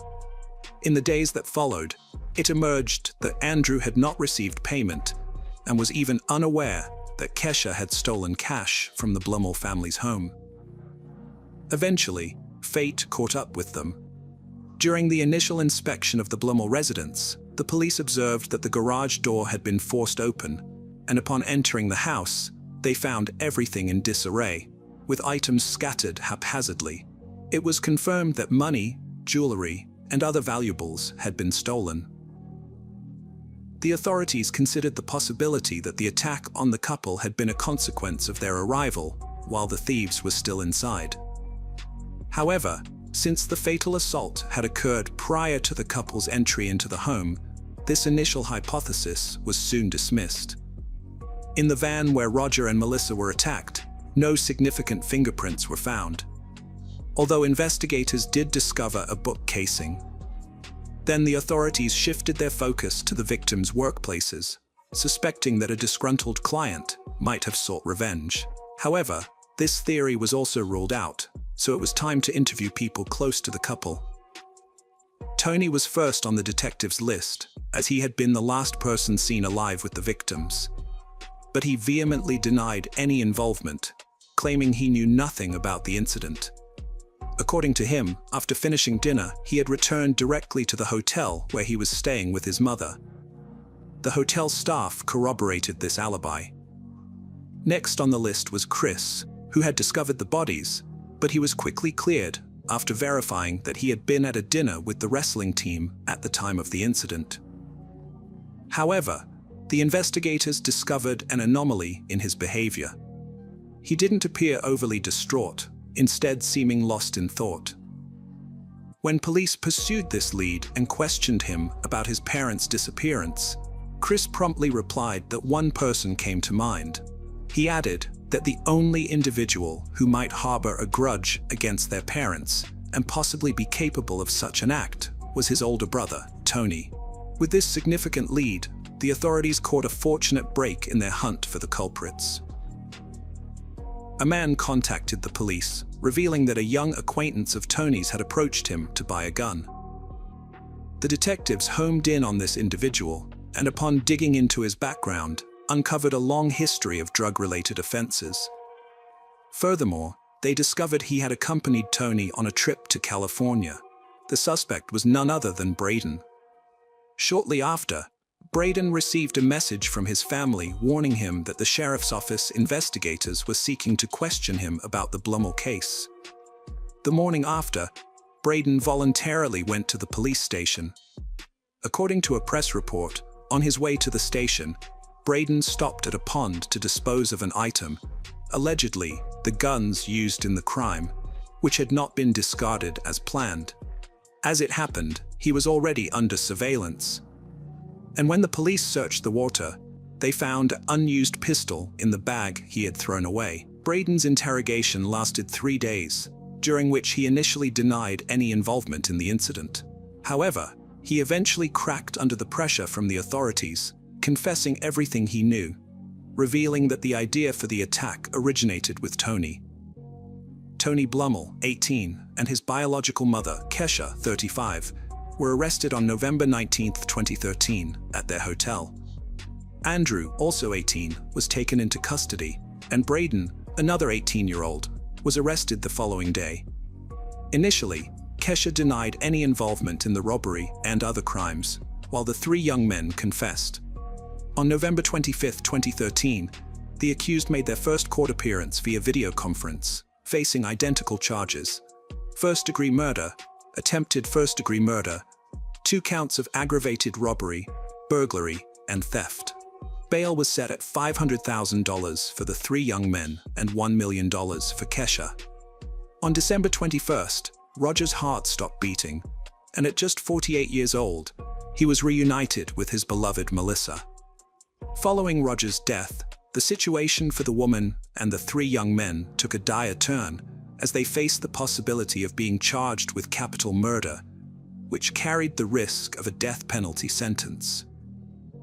On January 3, 2014, the 4 detainees were formally charged with 1 count of capital murder for allegedly killing multiple people in the same incident. Kesha also faced additional charges: 2 counts of aggravated robbery, 1 count of burglary, and 1 count of theft. The preliminary hearing took place on July 17th of that same year, by which time Braden had cut a deal with authorities, agreeing to become the prosecution's star witness in exchange for leniency in his sentence. In 2015, following a year of negotiations, Braden and 2 others implicated in the crime reached agreements with the prosecution. Under these agreements, the accused parties would not contest the charges brought against them, and in return, they would relinquish their right to appeal their sentences. In exchange, the prosecution agreed to refrain from pursuing the death penalty and to dismiss certain charges. In a series of separate hearings commencing mid-2015, Each of the accused parties formally confirmed their intention to plead guilty. Kesha got life in prison without parole for capital murder, plus 10 years for aggravated robbery. Her sentences will run back to back. In court, she expressed regret and respect for the victim's family, but denied involvement in the crime. She's still in a high-security prison today. Tony Blummel, known to all as Tony, received the same sentence as his mother. At the hearing, his aunt Christina read a victim impact statement, thanking authorities for justice and mentioning the love Roger and Melissa had shown Tony. Tony listened in silence, tears welling up. Christina told him he'd chosen his path, and one day he might understand the consequences of those choices. Tony's now in a correctional facility with a record of many infractions. A week later, Andrew was found guilty of first and second-degree murder, sentenced to life and 155 months. Last, Braden, who'd made a deal with prosecutors, was guilty of second-degree murder, sentenced to 242 years. His first release chance is May 28, 2035, but he's had 71 disciplinary reports for bad behavior. District Attorney satisfied with case outcome. Despite waiving appeal rights, Kesha tried and failed. Undisputed, Roger and Melissa Blummel's lives ended tragically. Kesha's excess-driven life led to tragedy, sparked by a descendant rejecting her. For his part, Tony repaid the couple's love and care with resentment, envy, and violence, opting for an unjustifiable path of substance abuse that ultimately led him to commit a double crime. As a consequence, Kesha's younger daughter was forced to grow up in a foster home. In contrast, Chris Blummel, with the support of his family, managed to overcome the ordeal and build a fulfilling life.